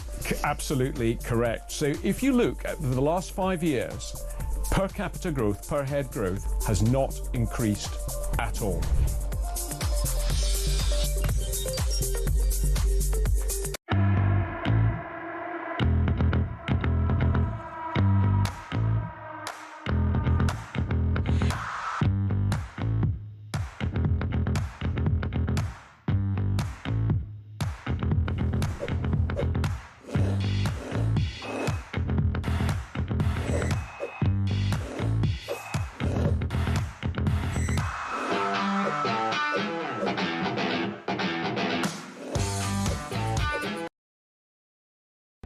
Across the UK, on DAB+, on your smart speaker, on your smart TV, and on your side. This is Talk. Welcome back to Morning Glory, 24 minutes past 7. I'm Mike Graham with you all the way through until 10 o'clock, of course. And coming up at 10 o'clock, it's Alex Phillips. She's in. And Russell Quirk is in, I think, at 1 o'clock as well. We'll bring you more on that. Plank of the Week, of course, coming up tonight. And we've got all sorts of gaffes for you, because it is Gaff Prone Friday. And we also want to have all of your voice notes and all of your thoughts about all the stories we're doing this morning as well. One of the breaking news stories we've got this morning, a strong 7.7 magnitude earthquake hits Myanmar, prompting evacuations as far away as Bangkok. Steve Denyer, who is in Bangkok, has just sent us this video. We're here out on Sasol Road, outside the Banyan Tree. If you just swerve around here, we were in this building on floor 19 when the room started to sway, and you could hear things crashing down and things falling over. There were people screaming. There was lots of panic. We were evacuated down the stairwell, and we had some 19 floors. And if you look over here, these are all the people that have been evacuated from the hotel. There's British people, Australian people. The staff have said this is the first earthquake, the first big earthquake they've ever had. Apparently there was one 20 years ago, but they're still searching for some people who were staying in the hotel. Someone over there is missing his brother at the moment, so they're trying to work out who's here, who's not here. We don't know if we're going to be allowed back in the hotel anytime soon, and also no news on planes coming in or leaving Bangkok. Yes. Steve Denyer joins me now on the line. He's Virgin Radio presenter, of course. Steve, I'm glad to see that you're okay down there, and best wishes to all people who are trying to track down their relatives or their friends and everything like that. But, I mean, you went to Bangkok just last weekend following the problem at Heathrow, where Heathrow got shut down. You had to go and find a separate flight to go from Gatwick. You're now being evacuated from your hotel. I mean, this is turning into quite the trip. My goodness, I mean, Mike, this was the scariest moment of my life. It was real. I mean, I can't even, begin to tell you when the panic and people started screaming in the building. The whole building was swaying, and we could hear floors above kind of creaking, and then the crashing started. I've seen a video of a swimming pool in a hotel over the road, and literally all the water came off the side of the pool, and the whole pool kind of collapsed into the floor below. I'm still with hundreds of people outside the hotel, people visibly upset. This is really been quite a shock. Yeah. It's the last thing you would think would happen. No, we've just felt another tremor, and we're being told that there are more tremors on the outskirts of Bangkok, so no one's allowed to go in. They're assessing the damage inside. But at the moment, I was due to fly back actually later on tonight, so no word now on whether that airport's going to be open and whether we can do it. But it's totally unexpected and a big shock, a shocking moment.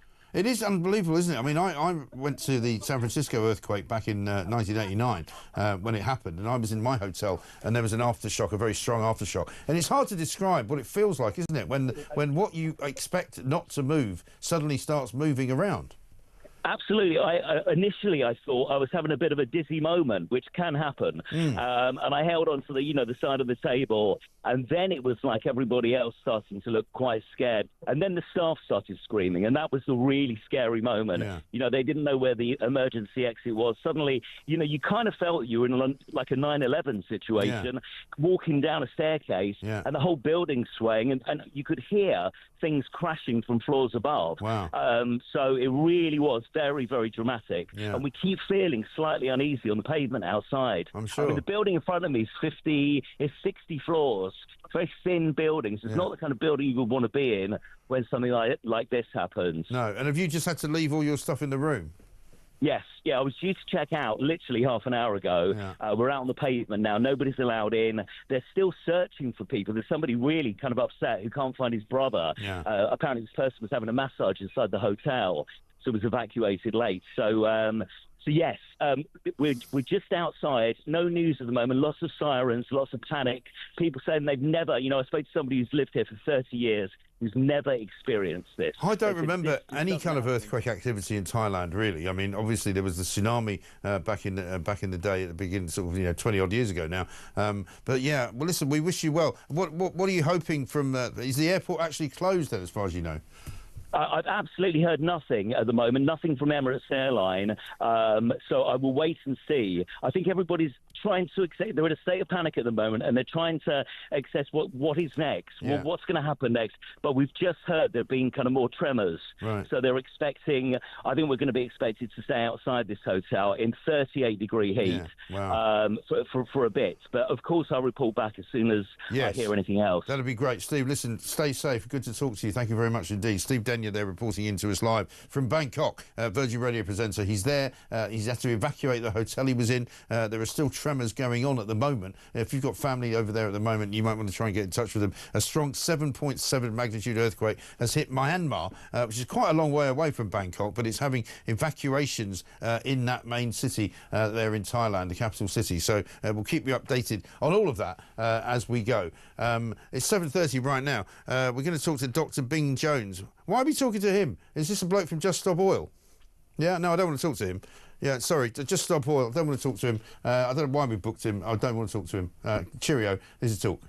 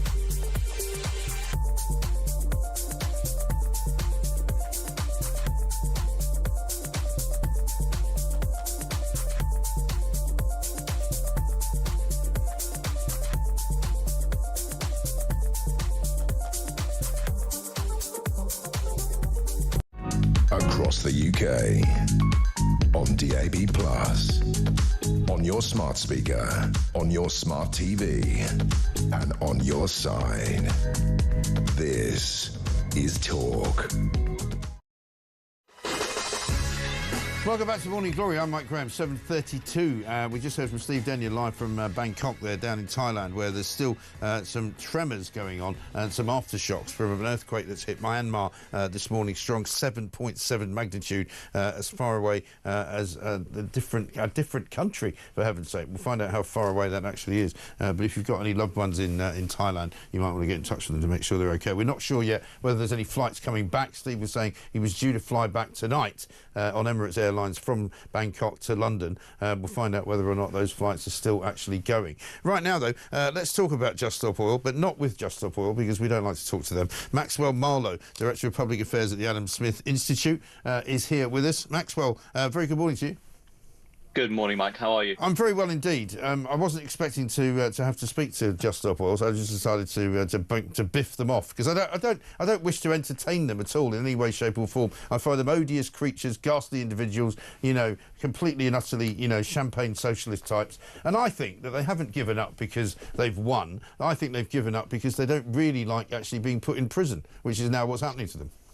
Well, I don't know, Mike. It seems they're making government policy at the moment. They have succeeded in their demand to get, Britain to stop issuing new oil and gas licenses in the North Sea. So, sorry, it's outrageous that, 2 years ago, Keir Starmer was calling them contemptible, pathetic, et cetera, et cetera, and then put an energy sector in place who then decided to do exactly what they are. So I'm really confused as to, where the Prime Minister and Ed Miliband stand on Just Stop Oil. I think it'd be an interesting question to ask in the House of Commons.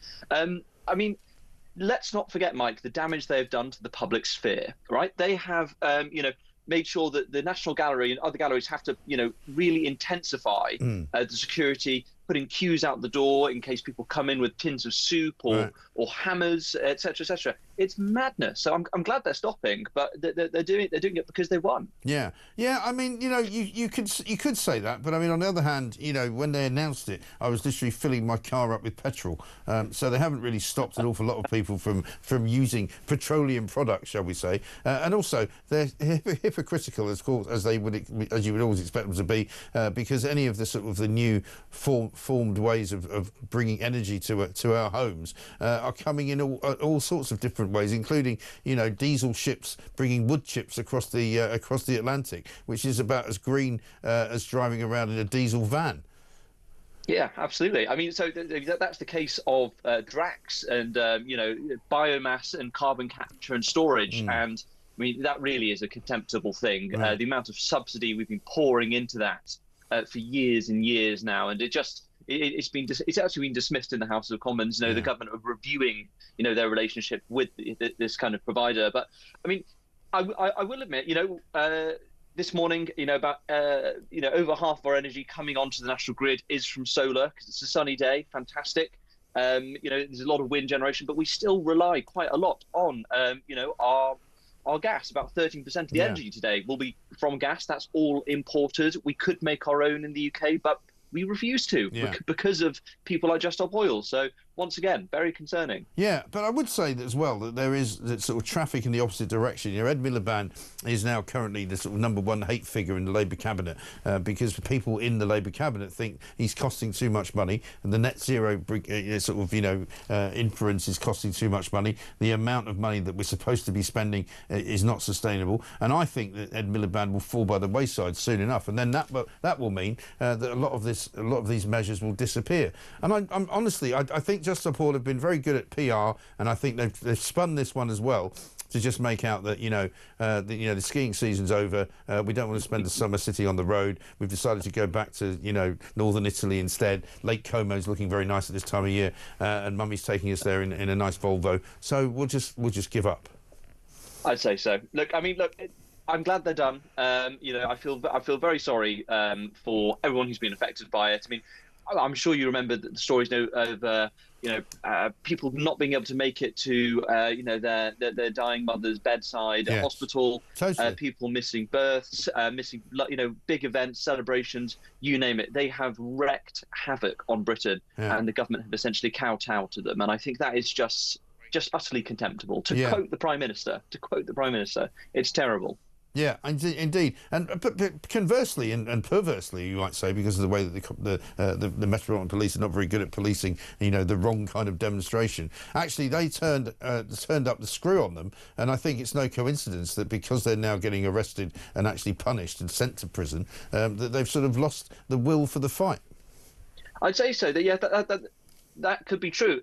What I find interesting is whenever they end up in the courtroom, they're trying to basically create this idea that the jury don't actually want to sentence them to prison for causing corporate destruction, for disrupting people's lives, for breaking the law. They have this idea that actually the law needs to be changed to allow juries to vote with their conscience instead of on the evidence presented. Now, I'm no legal expert. I'm pretty sure juries, can vote for and against on this sort of stuff. However, what we have seen is very clear and demonstrable evidence of law breaking, violence, destruction of property, and they try and frame it that this is a virtuous. We're on the side of the angels thing to do. No, this is expensive, and they should be in jail, and we haven't sent enough of them to jail. So you're right, Mike. Maybe the crackdowns have started to have an effect, but the damage is now done, unfortunately. Yeah, I guess you have a point. Maxwell Marlowe, thank you very much indeed, Director of Public Affairs at the Adam Smith Institute. Just Stop Oil have just stopped protesting. Well, that's good that they're not going to do it anymore. But don't believe a word of their hype, which is that they're doing it because they've won. Because they haven't won. Because if you're driving around in a petrol car, if you're driving around in a diesel van, basically what impact have they made on your life? None whatsoever. Absolute planks. Good bloody riddance to them. 7:39.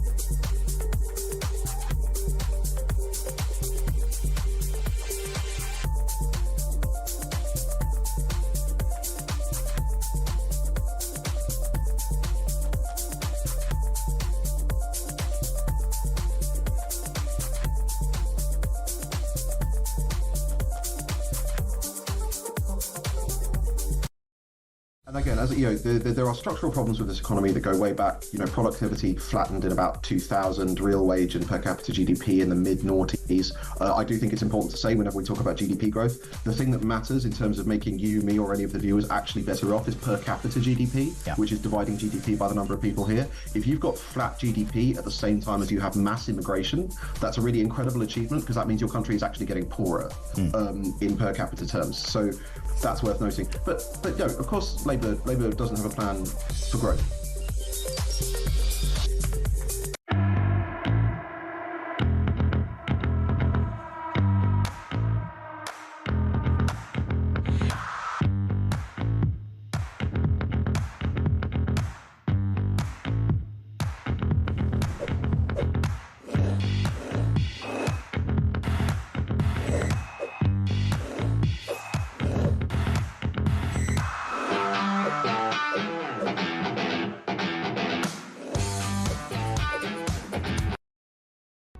Across the UK, on DAB+, on your smart speaker, on your smart TV, and on your side.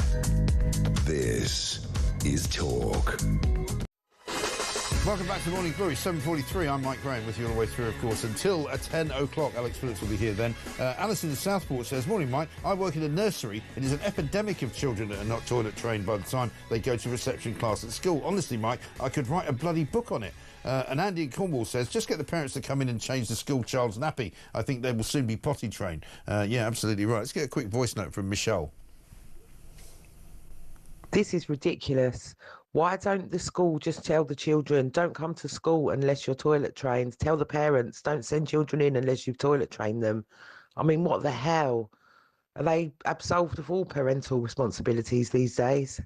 This is on the story in The Sun today that that Pampers are actually making size 9 nappies in order to give 5-year-olds nappies because they're not toilet trained. Absolutely unbelievable. Let's talk, though, about the clocks going forward, because that's happening running up to Sunday morning this very weekend. Dave Gibson's here, sleep coach at the sleepsite.co.uk. Very good to see you. Morning. Dave, thanks very much for coming in. Before we start, let me just play you what Peter Hitchens said. Peter Hitchens, columnist of the Mail on Sunday, is a great advocate of not changing the clocks at all and sticking with Greenwich Mean Time. Well, you were ridiculously saying it was a good thing. And the days have been growing. Days have been growing longer for weeks, and they will continue to do so if left alone for right up until June. And there's absolutely no need to do this. What happens when they falsify the clocks? And by the way, can you think of if you falsify the weights, if you're a market trader, then you're open to prosecution. But we're actually ordered by the government to falsify our clocks to get them to read at time. I mean, I don't remember. Time is real. I can't think of any other circumstance. So if you falsified your speedometer on your car, if you falsified all the thermometers in hospitals or indeed on central heating systems, it's crazy. And what most people don't know, if you ask them, do the clocks go forward or backwards on Sunday night, they don't know. They have to look it up. And because they don't understand it. The whole thing is a national intelligence test, which 99.9% of the population fail. What is happening is the government is ordering everybody to get up early and go to work an hour early for the next, 8 months or so. Yeah. Well, what if they're working from home? It's working from home doesn't matter, does it? Benefit whatsoever. And also, in quite a number of cases, it's bad for the health, particularly people with heart troubles. It's now recognised, and there is research which shows that quite a large number of people are seriously ill as a result of this clock, or I'd say as a result of following this clock change each year. It does absolutely no good. Why don't we just stop? Yeah, listen. I don't know where you got. I don't know where you got the idea that I was natural time. I don't know where you got the idea that I was a massive, advocate. Well, you were saying it was a good time. I'm sort of agnostic.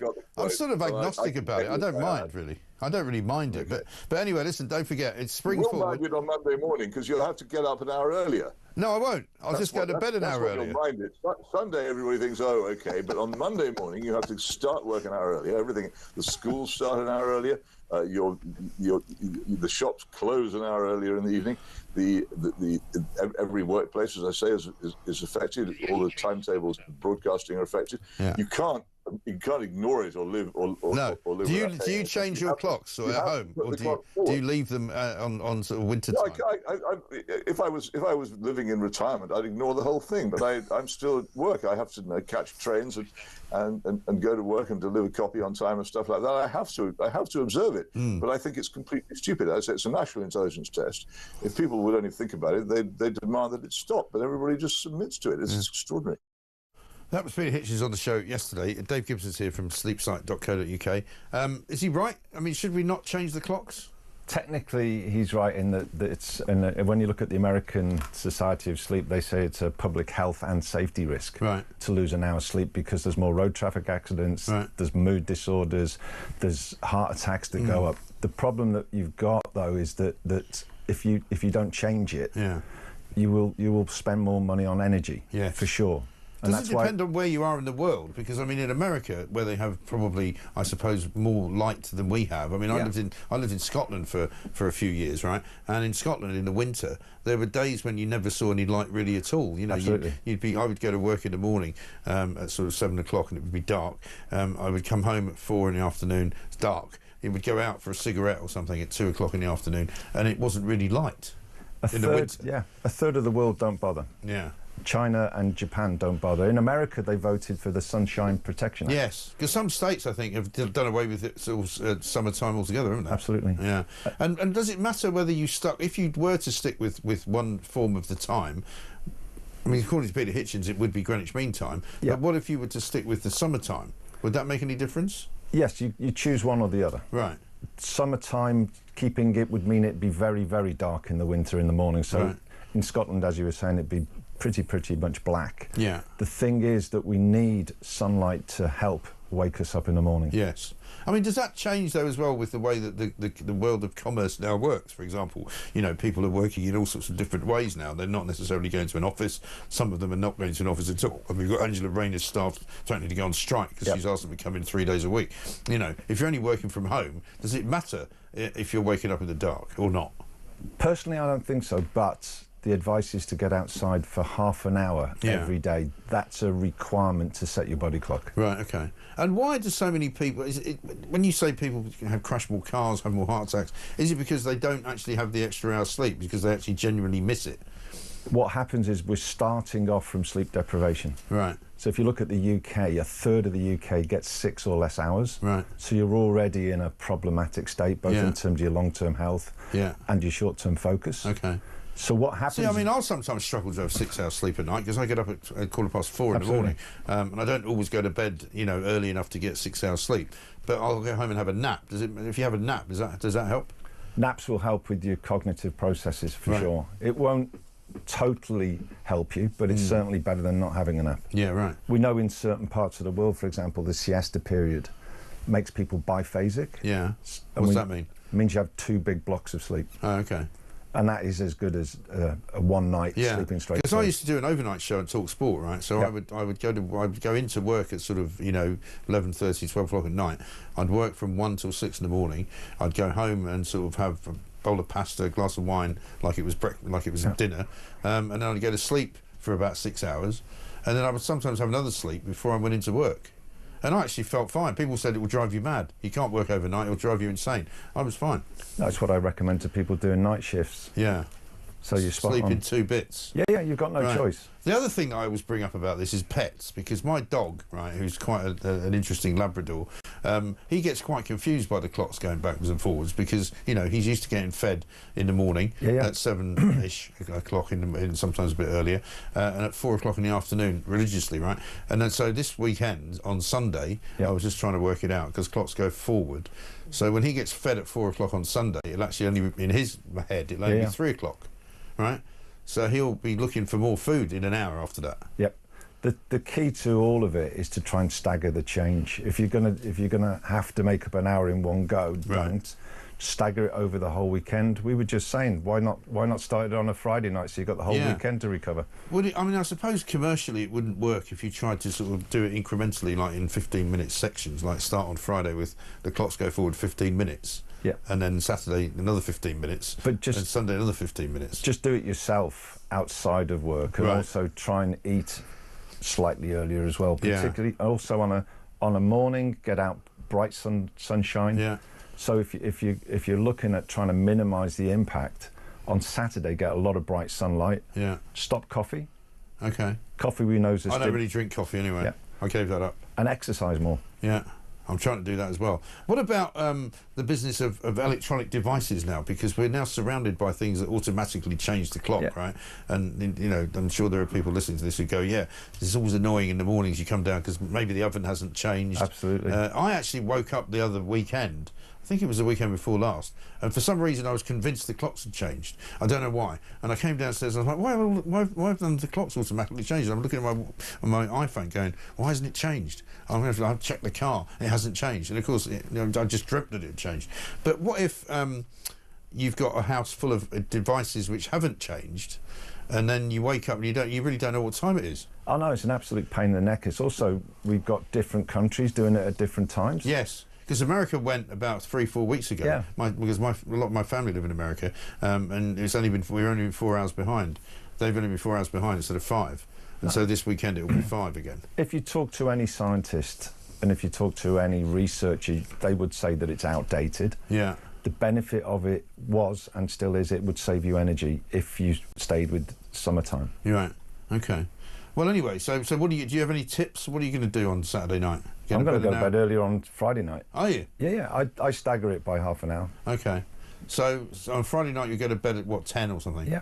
And then Saturday night you go to bed at 10. And I drag my meals forward. Right. It helps set the circadian rhythm. I get very bright sunlight. I wear actually a pair of blue light shining glasses that put bright light into Oh, really? me. Yeah. Where do you get those from? I bought them from an online shop in Poland, of all places. Poland? Yeah. But the So thing, their clocks go back today or forward this weekend? they go back. They go forward. They spring forward. The key is that you're not designed to jump 1 hour. Right. So stagger it. Try and get to bed earlier tonight and tomorrow night. Yeah. As much as you can. Yeah.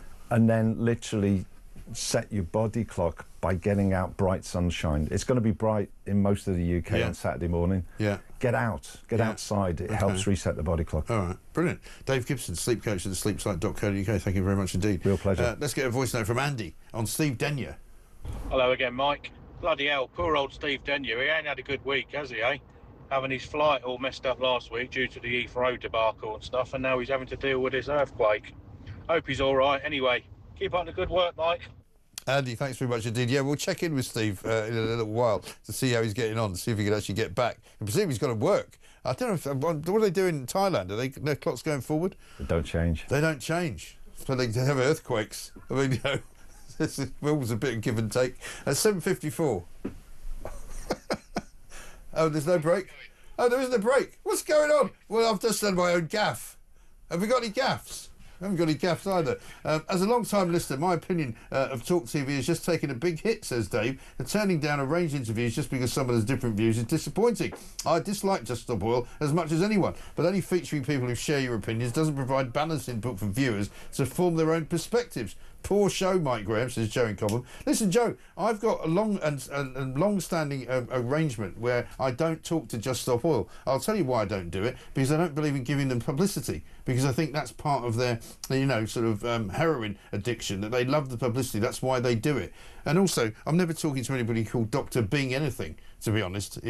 I'm just not doing it. So I'm sorry that you think it's a poor show. And it's not because I disagree with them. It's because I think they are dangerous people who are virtue signallers, who are coming from very, very wealthy backgrounds and trying to convince ordinary people in this country that they're doing the right thing, and they're not. And I don't agree that if you commit an offence and you commit a crime in this country, that you should automatically get access to the airwaves. And that's the reason, Joe in Cobham, that I don't put Just Stop Oil on. Is that all right with you?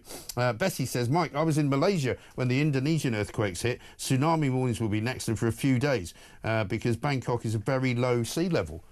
Crikey. Well, hopefully that won't be the case, but we'll keep our eyes on it. Mike is in South Sea. Mike, very good morning to you. Morning, Mike. What can I do for you, sir?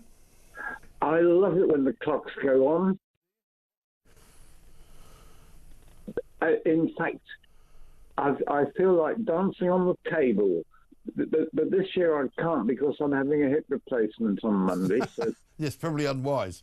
But why did you feel better in the summertime then than you do in the winter? Absolutely. You've got lighter evenings. Yes. It's... and of course, everything seems much brighter. Of course, you're coming into spring and all the rest of it. Yeah. I hate it when they go back. You think, well, that's it. Dark evenings when it's dark at 4 in the afternoon and all this.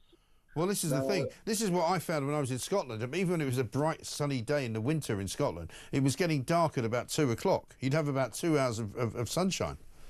That's right. The other thing is, it's only an hour. The way people go on, you think it was about going forward 6 hours or something. It's only 1 hour. I mean, if you go on holiday to Europe, you put your clocks, your watches on an hour, you don't even notice it. No, exactly. So do you have a particular regimen for Saturday night? Are you going to go to bed an hour earlier? No, what I do, and I got this tip from somewhere, I put my clocks on about 8 o'clock in the evening. Right. That means, if I think, it's 11 o'clock, time for bed. Right. In fact, although it's only 10 o'clock, my clocks are saying 11. Okay. so I don't lose out on any. So you do it the night. So you do it the night before. That's quite sensible. Yeah, that's good. I like the sound of that. Good stuff. All right, thank you very much indeed, Mike in Southsea. So there you go. Dave Gibson's still here with us. So he believes that that's the way to go. You actually change the clock sort of at 9 o'clock at night, Saturday, so that you're prepared. Absolutely. And if you look back at why it was put in to save energy during the war. Right. And we were working earlier. Yeah. So go back to your point about why would you have it in the modern day? Factory working and stuff like that, wasn't it? And if I was to take a poll of everybody, would go, do you know what? I feel better. It's brighter in the evenings. Yeah. Yeah, people like the bright evenings, I must say. It is nice. Let's get a gaff. Alex and Kev. This is Alex Phillips and Kevin O'Sullivan. The one and only Mr. Kevin O'Sullivan. Hello, Alex. That's a nice pair you got. What? Pick it up. Pick it up. Pick it up. This is what he's talking about. Yeah. Dear me, they used to work together, you know. As a lot, I remember this from Andy and Morecambe. Morning, Mike. When devices and clocks change automatically, you still have to check because you're not sure if they've changed or not. Well, yeah, that's true. But I mean, when you say check, you just sort of look at it, right, and go, "Oh, my clocks have changed." Or not. Pete the Mole says, Mike, Joe's message, just stop moaners. Yeah, very good. Absolutely right. Mike, on the earthquake front, I've just spoken to my mate in Bangkok. The word on the ground is that they are expecting another one in about half an hour time. He's just evacuating his building now. I mean, it does sound like it's quite serious down there, so we will keep you abreast of all of that. And one here from David who says, morning, Mike, if the kids aren't potty trained, then they should be turned away by the school. I don't care what situation the so-called parents are in. This is parenting 101. It is not the responsibility of the education system. I think that's absolutely right. Coming up in the next hour of the show, John Rentoul's going to be joining us. We'll find out from him what he makes of the terrible state of this government, the terrible state of the economy, and the terrible state of the Chancellor of the Exchequer. The good news is she says she's not going to take any more freebies. Well, thank God for that. I no doubt there's an Arsenal game coming up at the weekend, though, and Keir Starmer will be back in the director's box. I'm Mike Graham. This is Morning Glory. Back after the news.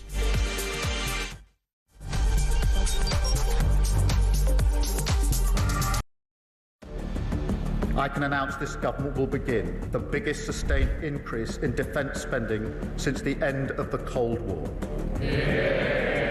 We will deliver our commitment to spend 2.5% of GDP on defence, but we will bring it forward so we reach that level in 2027.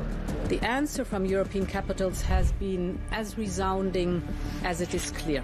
We are in an era of rearmament to respond to the short-term urgency to act and to support Ukraine, but also to address the long-term need to take on more responsibility for our own European security. On Saturday, we also agreed a new £2.2 billion loan for Ukraine, backed not by the British taxpayer, but by the profits from frozen Russian assets.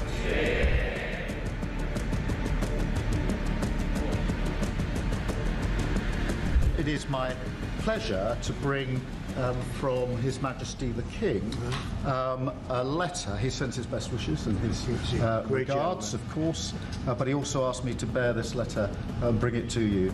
So can I present the letter from the King to you? Thank you very much. Am I supposed to read it right now? Yeah, please do.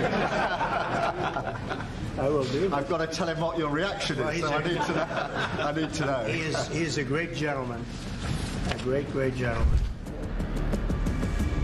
He said he thinks the war's going to go on for a long time, and he better not be right. Well, I just think he should be more appreciative because this country has stuck with them through thick and thin. We've given them much more than Europe, and Europe should have given more than us because, as you know, that's right there. That's the border. What kind of diplomacy, JD, you are speaking about? What do you mean? I'm talking about the kind of diplomacy that's going to end the destruction of your country. Yes, but if you are not Mr. President, with respect, I think it's disrespectful for you to come into the Oval Office and try to litigate this in front of the American media. You're gambling with the lives of millions of people. You're gambling with World War III. You're gambling with World War III.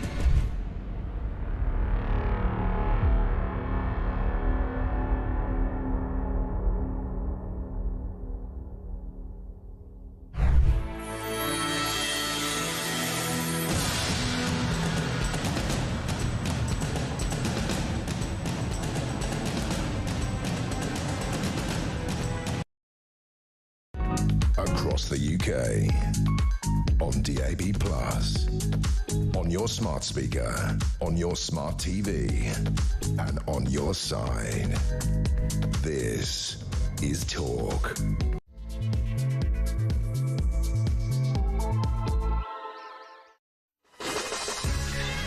Welcome back to Morning Glory. It's coming up to 3 minutes past 8. I'm Mike Graham, and of course, pretty soon it will be 3 minutes past 7. I'm not trying to confuse you. No, it won't be, actually. 3 minutes past 9, won't it? The clocks are going forward. But spring forward, not back. It should be easy to remember, but it isn't. Why is it? I mean, every time this happens, right? And, you know, I've been alive for many, many decades on this planet, but everybody wants to talk about the time change, because it is happening on Saturday night. The clocks are going to go forward 1 hour. Why don't you do what our last caller just said that he does? Make the clocks change, actually, around about 9 o'clock at night on Saturday. That way you don't have to wake up in the morning and wonder whether you need to change the clocks or what time is it, because you'll already know that you've set the time to the correct British summertime. Because if you go to bed at 11 o'clock when you've changed the clocks, you've already gone forward. So it's actually only 10. And we had a sleep expert on, Dave Gibson, there, telling us this is how you should do it, because basically you do it in increments and it doesn't seem like such a big leap in the end. I've got this from Jane, who says, babies hate the clock change too. We tried not changing them back in the 60s. We had to have reflectors on our bikes and on our coats. Wow. Yeah, pets don't like it. Children, babies don't like it at all, and of course many of you have got plenty to say about it. We've got some great messages coming in. Coming up, John Rentoul is here. We're going to talk to him not about changing the clocks. It'd be nice if we could go back in time to before Rachel Reeves was Chancellor, because he's now ruined the economy to such an extent that she's going to have to come back and tax us some more, apparently, come the autumn. She gave her spring statement this week, which apparently has gone down like a bag of cold sick, as you would expect, and it hasn't really raised any hopes that the economy is going to return to growth anytime soon.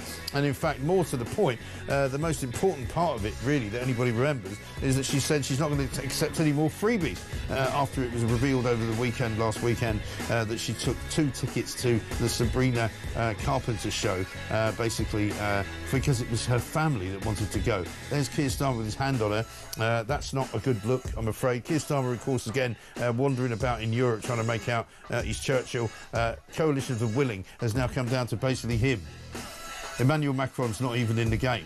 So it's just the coalition of one person, really, and that's Keir Starmer, who is being described as more and more irrelevant by everybody else involved in the situation around Ukraine. Let's get a voice note from Lisa on the earthquake over in Thailand.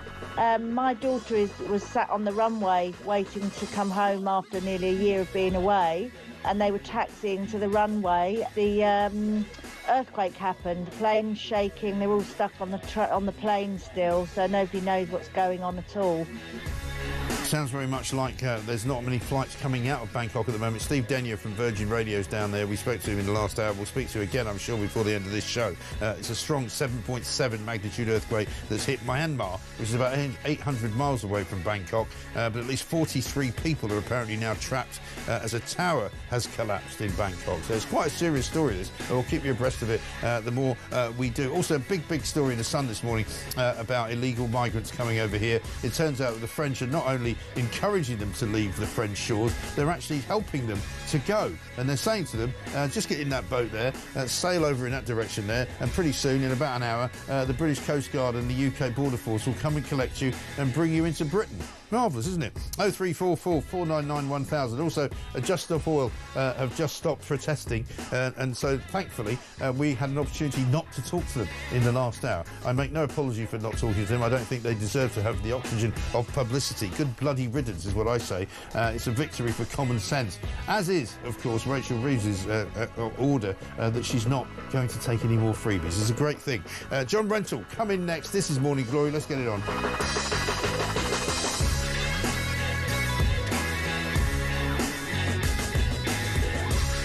Dean in Derby says, a good way to remember when the clocks change, spring forward, full back. Yes, I think so. I think we know that one. Woody in Melton Mowbray says, morning, Mike, great show as per normal. Did you know that back in the day there was a 6-minute time difference between London and Bristol? So Brunel standardised time because it was affecting his steam sailing ship times from Bristol to New York. All the best. I didn't know that. 6-minute time difference. I mean, this is the thing. You could, I mean, if you were that sort of anorak, you could sort of look around the globe and go, well, if I go to Iceland, what happens then? I think I remember flying to Iceland, and I think they were an hour behind, I think, and we stopped over there before we went to New York, who are obviously normally 5 hours behind. But I used to ask the question: if you got on a Concorde, which technically speaking flies faster than the speed of sound, and you kept flying, because you could land in New York before you left. So if you left here in the morning at 9 o'clock, instead of landing at something like 1 o'clock in the afternoon, which is what it should have been, you landed basically. No, it took 3 hours, I think, didn't it? So instead of landing at midday, you would land at 7 in the morning. So technically, you were going 2 hours. You were gaining 2 hours basically on yourself. And I used to ask the question: if you kept flying on Concorde around the world, would you eventually save yourself a whole day? Could you come back on yourself? It's a question for John Rentoul, obviously. John, a very good morning to you. Good morning, Mike. You know, I mean, I'm so confused by the political landscape. I've just started talking about time. You just and it always does my head in. You're absolutely right. Forward, back. Should we have double British summertime? Yeah. Or, it's become a big sort of talking point in America, because some states have apparently done away with summertime altogether, and they don't change their clocks. And because it's a federal system, some states can do that. Well, I mean, and in America, it obviously gets mixed up with sort of Trump-style politics. Yes. It becomes a signifier of yes. being. Yes, and I being suspect right-wing. I suspect it's the Republicans who are pushing for no change in the time or something, isn't it? Well, yeah, it's something Peter Hitchens keeps yes. going on. I can't remember whether it's right-wing to be in favour of not changing the clocks or to be in favour of changing them. Right. It really doesn't matter. Just change your clock, do what it says in the newspaper, and get on with your life. I mean, there are more important things. There really are. I mean, one thing that we can say is that the good thing now is to be right-wing, just join the Labour Party. Right? Yeah, no, and Keir Starmer has done several things which make him more right-wing than Tony Blair. Cutting foreign aid. He's more right-wing than Rishi Sunak at this point, isn't he? Well, Rishi Sunak started the business of cutting the foreign aid budget, didn't he? So yeah, but he didn't start punishing. The he didn't start punishing disabled people and taking money off them. Oh, I think that was the Tory plan, wasn't it? I mean, they were going to. Yeah, but they didn't actually do it because Labour would have been up. Billions. No, but Labour would have been so up in arms about the cruel Tories, absolutely horrendous. Taking money away from the vulnerable. But now Labour are doing it themselves. They're taking money from pensioners. They're taking it now away from disabled people. I mean, what? Well, you say taking away. I mean, they're going to increase the welfare budget by less than was forecast. Well, they're supposedly saving $5 billion from the welfare budget, and they haven't been able to guarantee. Wes Streeting, when he was asked the question, isn't able to guarantee that some people will not wrongly have their benefits taken away from them. Well, of course you can't guarantee stuff like that, but I mean, the welfare budget is going to go up by $20 billion a year instead of $25 billion a year. Well, that means they're cutting $5 billion, doesn't it? Well, it's going to go up by $5 billion a year, yet less than was originally forecast. So they're not actually saving. I don't think that's a cut. Well, I think that's so they're not. Well, they're selling it as if it's a cut because they're saying that's where they're saving the money from. Well, it's a saving. You could put it like that, but I don't think they've explained it very well to their backbenchers because I mean it's for Labour opponents of this so-called cut to explain why they think we should be spending $25 billion a year more on welfare rather than $20 billion. And so far we haven't really had an explanation from. But this is the problem, isn't it? The whole budget really was an exercise in smoke and mirrors because similarly the crackdown on civil service jobs isn't really a crackdown on civil service jobs because it's 15% over 5 years, which is roughly 3% a year, which I'm told is roughly what the kind of general wastage rate would be anyway. And they've asked for people to voluntarily seek redundancy, so they'll probably cover that just with voluntary redundancy. And they're not really slashing any jobs at all. Well, but that's sensible, isn't it? I mean, no, because we've got too many people working there. Not going to go up. Well, no, but the point is that loads of people were hired during COVID, and Labour have said, again, I'm only quoting from what they've said, not from some mad thing that I've just dreamed. They said there's more people working in the civil service now than ever because they were hired during COVID, and we need to get rid of them. But they're not getting rid of them. Well, they're going to get the numbers down, so that's a good thing. No, but they're not going to get the numbers down over any other way than natural wastage, which is what would happen anyway. That'll do. Well, yeah, but that's not a policy. As long as the numbers go down rather than up. Well, that's like saying I'm going to legislate for the sun to rise, and under us the sun will rise, and then it will set. No, it's not, because Mike, what we've seen since COVID is that the numbers have carried on going up, and nobody really knows why. Nobody seems to be, in charge of anything. Nobody seems to have set that plan. So at least if the plan now is to reduce the numbers, then that's a good thing. But this is my point. The plan is not to reduce the numbers. The plan is now to perhaps not hire any more people and just let people kind of leave as they would naturally, which is not really slashing jobs, which is what they've sold it as. Well, it's to cut the overall numbers by 15% over 5 years. That's that's progress. Which is 3% a year, which is hardly anything. Well, but it's better than going the other way, isn't it? Well, I suppose so. But I suppose what I'm saying to you is, overall, this entire budget is a bit of a sham, because none of it wasn't really, a budget. None of it is. Carry on. Well, it was a budget. They just don't want you to call it a budget, and it really doesn't matter whether you can call it a peacock if you want. The fact is, it was a budget, and they said they wouldn't have a budget, so they got that wrong as well. And the fact is that it wasn't a budget. Well, that's why the Conservative attack. Why was it not a budget then? What's the definition of a budget? Badenoch was trying to call it an emergency budget, and it fell flat because it really wasn't a budget. Because people know what a budget is. A budget is where you change taxes, and apart from some words, warm words about tax avoidance, Rachel Reeves didn't change any taxes. So are you saying that a budget is only a budget if it talks about tax? Yeah, I mean, essentially, that's what budgets are about. Well, budgets are about surely fiscal policy, and this was about fiscal policy. Therefore, it was a budget. Well, it was about long-term fiscal plan, public spending. Well, how is that not a budget? Well, because it didn't involve tax. And well, it does involve tax, actually, because at the end of the day, everything involves tax. If you're going to reduce the number of people who are working in the civil service, that's a tax saving. If you're going to reduce the number of people on benefits, that's a tax saving. So therefore, it was about tax. She didn't announce any tax changes, and the Conservative criticism of what she said on Wednesday was that she didn't go far enough. She didn't do enough. She didn't. Wasn't imaginative enough, radical enough. She didn't cut enough from welfare. So it was too small to be a budget. And at the same time, they're trying to call it an emergency budget. It just didn't work. Well, nothing about whether you call it a budget or not, it didn't work in any way, shape, or form. No, the Conservative attack didn't work. But I mean, it's not really about the Conservative attack, is it? I mean, the Conservative attack is a bit like being savaged by a dead sheep, as somebody once said.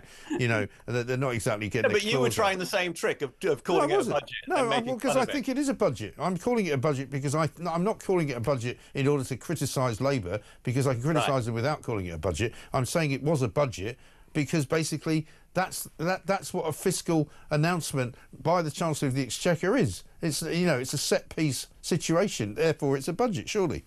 Yeah, no, it certainly had some features of a budget, but it wasn't a budget. So it had some. So you're now conceding it had some features of a budget.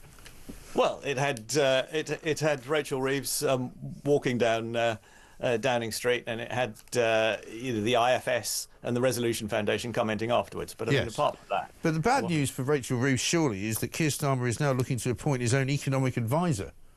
Yeah, I thought that was quite interesting. Yeah. But the real why is he doing that then?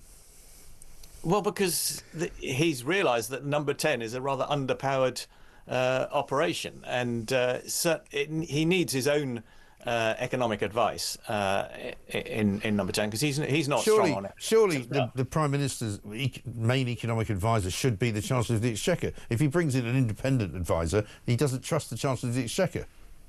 Well, you need to have a check, don't you? You need something else. Well, I don't know. I would have thought surely the most qualified person to advise the Prime Minister on finance and on the Exchequer is the Chancellor of the Exchequer, isn't it? Yes, and I think they actually have a reasonably good relationship. That's the problem he's got, isn't it? Because he'd probably rather like to get rid of her. Well, would he? I don't know. I mean, it's interesting. That misjudgment she made over taking the Sabrina Carpenter tickets. Misjudgment. Yeah, that was extraordinary. That's one way of putting it. After everything they've gone through, ridiculous. For her to have accepted those tickets, yeah, I thought was odd. Well, yeah, really. Well, stupid is. And now she says she's not going to do it again in future. Yeah, and that's dropped. And that's dropped Keir Starmer in deep stuff, because it turns out that he's still been in receipt of a load of free Arsenal tickets to go and watch his favourite team. Yeah, on the same grounds of security, because he has to go in the box. Right. I think they've got themselves into a terrible mess on this issue. Yeah. They thought they'd put it to bed by saying they're not going to accept any more donations for clothes. Yeah. But then they carried on taking donations of free tickets, and I don't know what the policy is now. No. Well, I don't know if I said this to you last week, but I said it certainly last week. Surely to heavens, you would have thought, in the current circumstances, when they're being parsimonious with their money, let's put it that way, they're taking money from people, that's the perception, whether you think it's happening or not. They're taking benefits away from people, they're taking winter fuel allowance away from pensioners, all of that, they're taking farmers' money. It's not a good look, is it, to be getting free anything? And you'd think that somebody in Cabinet would have said to them, look, whatever you do, don't take any freebies, for this period of time while we're under scrutiny. Well, or ever. Yeah, or ever. Quite a good idea. Yeah. Well, you would have thought they would have had that conversation after Lord Ali nonsense. Yes. And they did have that sort of conversation because they decided not to take any further donations for clothes. But why only clothes? I mean, that just doesn't make any sense. I know. So they are the author of their own misfortunes on that. They are. And I mean, things go from bad to worse. The coalition scenario of the willing is looking like it's just Keir Starmer on his own now, because there's literally no other European leaders really joining in. Emmanuel Macron keeps patting him on the back and shaking him by the hand and hugging him. But actually, the deal he wants to do to sell arms to Ukraine doesn't involve British companies. So, unless we give him some more fishing rights. So it's all a bit of a failure, isn't it? No, I don't. Well, it's a bit early to say. I think the rhetoric is all about maintaining support for Ukraine now that the Americans have gone wobbly. No, but he's trying to say it's not just about maintaining support. It's about providing troops. It's about providing a military threat to Russia. That's what he's talking about. Yes, but the providing troops was always conditional on American support, which never seemed likely. So it was more a rhetorical device, I think. I mean, I don't think it was ever a real possibility that we'd be providing troops on the ground, because Keir Starmer's been clear from the start that depends on an American guarantee. And that's not going to be forthcoming. So, well, it will be eventually. But what I'm saying is, at the moment, all of this sort of dancing around in Paris and Brussels and wherever and touching each other on the shoulder, it's meaningless. It's all performative nonsense, virtue signalling. Look at me, I'm the great kingmaker and the peacemaker. Well, he's nothing really, is he? Well, I don't think that's entirely fair. I think there's no point to it, John. It is about saying the right things, and that is important in international affairs. I mean, but there's no point saying things if you can't follow them up with actions, and he can't follow them up with actions, and that's what we know.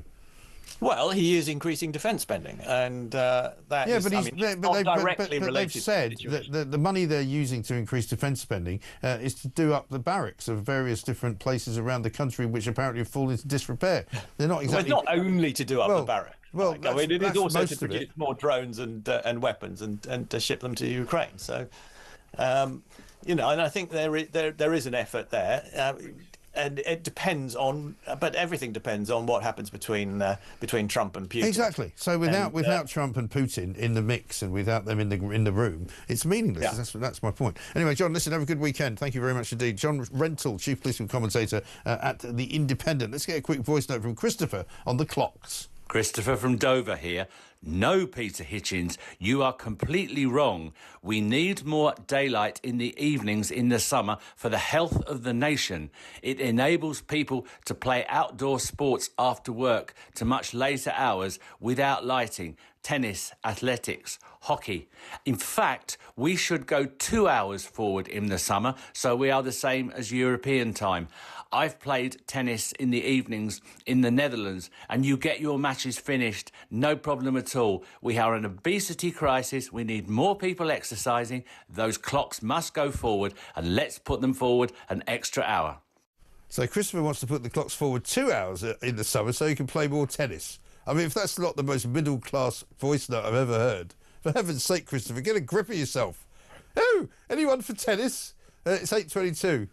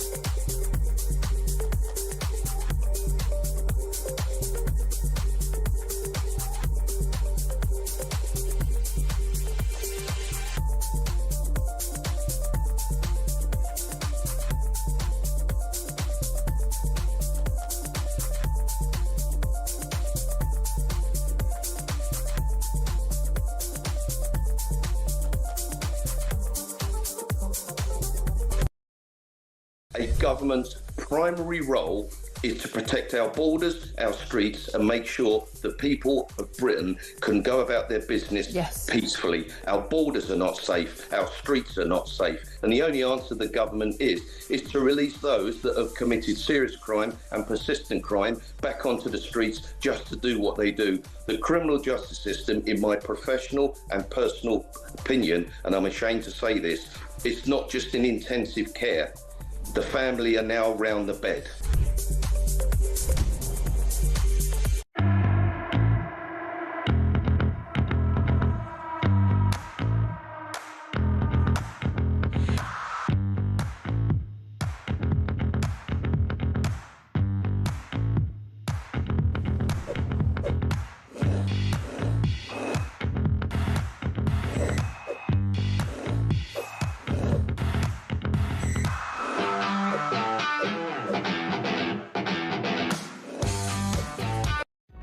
Across the UK, on DAB+, on your smart speaker, on your smart TV, and on your side. This is Talk. Welcome back to Morning Glory. 25 minutes past 8. I'm Mike Graham with you all the way through, of course, until 10 o'clock.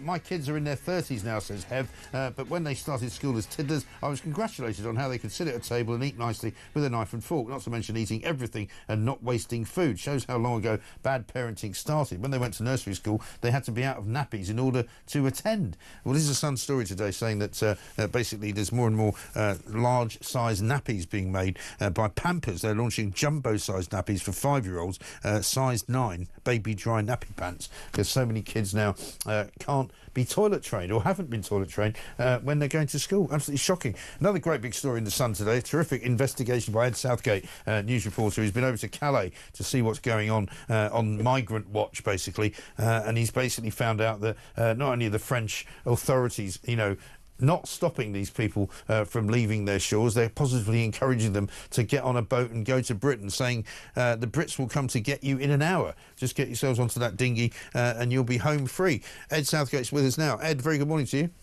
Good morning. This is a great story, this, Ed. You've got a really interesting piece as well about being actually in Calais itself and seeing for yourself the circumstances where these people are living. Tell us a little bit about the walk that you took along the shoreline, where you found all sorts of horrible campsites. Yeah, well, the walk along the beach, which is just a little way away from the camp actually, but along the beach when the tide goes out, it just reveals this mass of debris essentially from these migrant crossings. So you've got a trainer, so a left-footed trainer.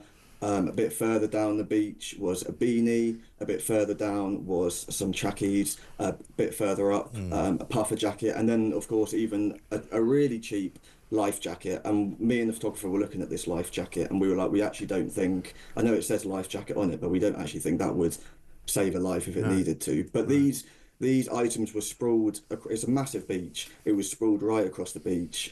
So they're taking off from here, there, and everywhere, really. And yeah, when the tide comes out, it just reveals this graveyard, essentially, of these people trying to cross. Yeah. And the tragedy is, you don't know if the people who own these items are alive or dead, because the journey is so dangerous. Yeah, right. And you also found some campsites sort of off the beach and near to where they leave the country from, sort of makeshift tents, people going to the toilet in public view. I mean, it all sounds pretty grim. Yeah, it wasn't very nice at all. It seemed really unhygienic. The tents themselves, they're hidden within various wooded areas. We saw some breaking through fences to essentially hide their tents from wherever, but they would come out into a set area where volunteers would come and feed them, essentially. But yeah, it didn't smell very nice, and people were going to the loo all over the place. And what I found quite shocking was that there was a disproportionate number of men in these camps. Right. There were women and children, and I was a bit shocked to see that as well, because I'm thinking it's not really a place you'd want to bring a child. No. But it was a disproportionate large number of men who were in these camps, and a disproportionate number of men, I think, trying to make these crossings. Trying to make the crossings, yeah. I mean, there's a picture in one of the papers this morning as well of a load of people clambering into a boat, and in the shallows, standing sort of waist deep in the water, is a load of women. Who are not on the boats. It's a very strange scene. And did you get the sense that all of this is very much being controlled and all these people are very much corralled by the people smugglers? Because I think you ran into a few of them as well, didn't you? Oh, absolutely. And I think that the people who want to make the crossings are actually quite scared of the people smugglers themselves. Yeah. So, because when we were talking to a few migrants who were telling us their story, why they want to make the crossing. But then a guy a bit further along, the guy we were speaking to said, oh, that's one of the people smugglers. Yeah. He saw us, he got really angry. And as soon as the people we were speaking to saw him, they kind of dispersed. Right. So he didn't want to be seen speaking to us. They clearly got a bit nervous about this guy. And then the people smuggler came up and started shouting at us. Don't know what he said because it was in a different language, but he seemed very aggressive. So we, at that point, ran to the car and put our foot down, essentially. Right. But it was clear, yeah. I mean, did you feel he was that dangerous, this guy? No, I just think you didn't really know. He was clearly very aggressive. Yeah. He was marching towards us, shouting, gesticulating. We didn't know what he was going to do, and the people we were speaking to were saying that these are the bad guys, essentially. Yeah, right. These are and are there in those campsites that you witnessed there, where the people smugglers are hanging around? Are there any sort of authorities? Is there any police there, or what? No, it was just the volunteers who were there to provide medical support or provide food. But no, I didn't see the police actually at the campsites. We did see them patrolling the beaches every now and then, usually only in packs of 2. But they were patrolling the beaches. But no, I didn't see them around the campsites. Right. And the numbers just continue to grow, don't they? 1,722 in 7 days is the second spread in the paper this morning. And of course, the weather is now going to be nice for the foreseeable future, probably for the next several weeks. So there's a pretty good chance that thousands more will be crossing in the next couple of months, right? Well, exactly. Usually, the two things which the migrant people smugglers want to make the crossing is high tide, so they haven't got very long to run along the beach with their dinghy before they get into the water, right. And nice clear water, blue skies, no choppy waves or anything like that. So yeah, as we approach spring and summer, we're expecting these numbers just to keep on growing, and obviously with that comes the increased risk of death. I think last year was the deadliest year for these migrant crossings, so it seems to only be getting worse. And it doesn't seem to stop them though, does it? No, it doesn't. And I did ask a few of them. So I was speaking to one guy who was here with his baby daughter and wife, and I said to him, like, are you really prepared to take your baby on this dinghy? Like, it's incredibly dangerous. And he was like, yeah. He was like, I care for her well, and what was repeated across the camp is that they'll get a better life in the UK. The UK offers them hope. So they're prepared to risk it all for that. Yeah, and one of them said that he described the British government as kind. Yeah, kind and nice. Yeah, right. Because I mean, wait till he gets here, we'll find out what they're really like. Well, yeah, but I don't think we have these great, horrible, unhygienic camps in the UK like they do in France. So. No, exactly. But it's a fantastic report, Ed. Really appreciate you coming on to talk to us about it. Thank you very much indeed. Great work. Ed Southgate, news reporter at The Sun. Fantastic investigation in there today about the numbers of people, the sheer numbers of people, not just coming over every single day on those channel dinghies, but also the numbers waiting in these horrible makeshift camps, which are terribly unhygienic and absolutely disgraceful. And the French don't really care. That's the bottom line. On the front of Keir Starmer and his freebies, it says, Kev the Red says, Mike, no Arsenal tickets for two-tier Keir this weekend. It's the FA Cup quarter-finals. They were knocked out in the third round by Man United. Oh, well, maybe he'll have a bit of time to spend with his family at home, which he says he's going to do every single Friday night. He finishes at 6 o'clock. I won't breach any regulation about that unless it's a really, really important thing. Yeah. OK, then. Coming up, we'll revisit what's going on in Thailand. Steve Denyer's down there for us. He was on holiday. He was due to fly back tonight. We'll find out what the latest is after that earthquake in Myanmar. This is Talk.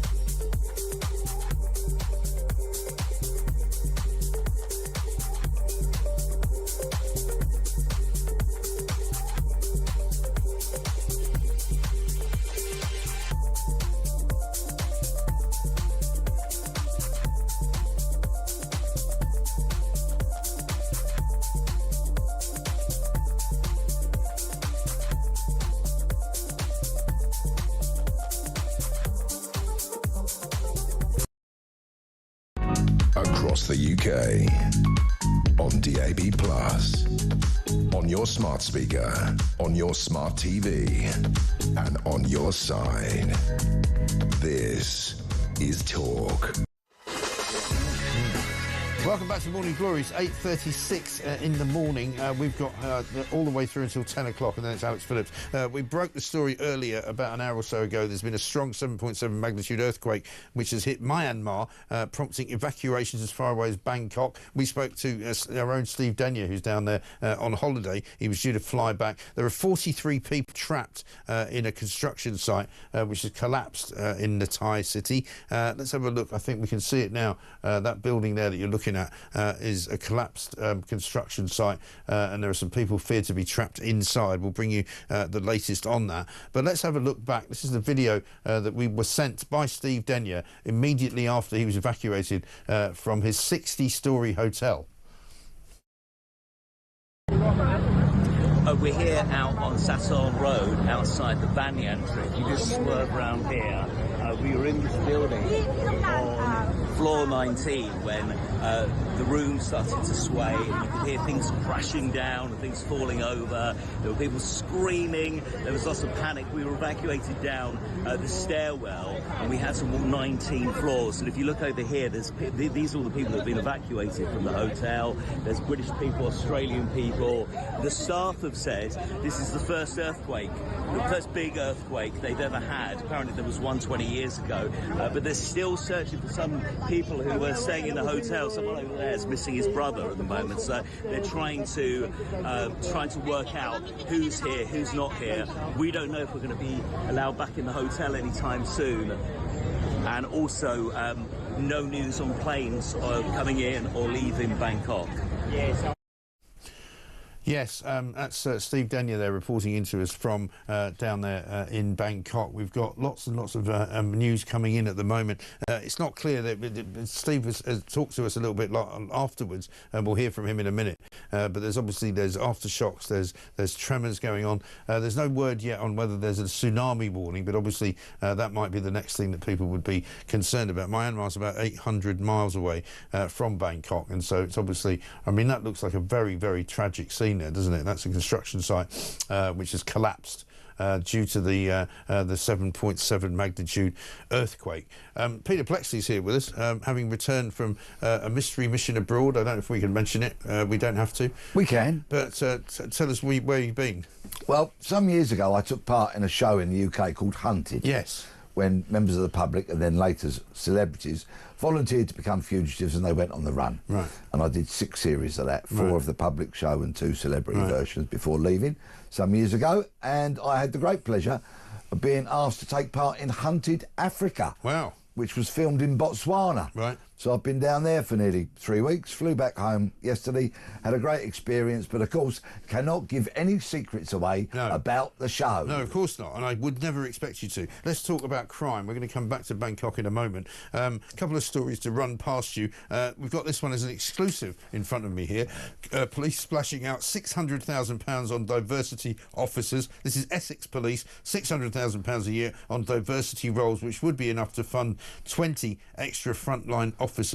Figures uncovered by Talk found that the force employs 9 full-time diversity, equity and inclusion staff at the staggering amount of £614,556 including a role which is a highly paid one, diversity inclusion manager, positive action constables, and even a lead chaplain.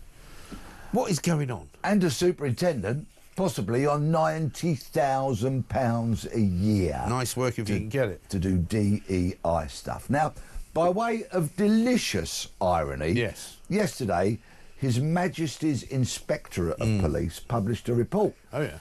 They surveyed about a handful of police services, one of whom was, guess who?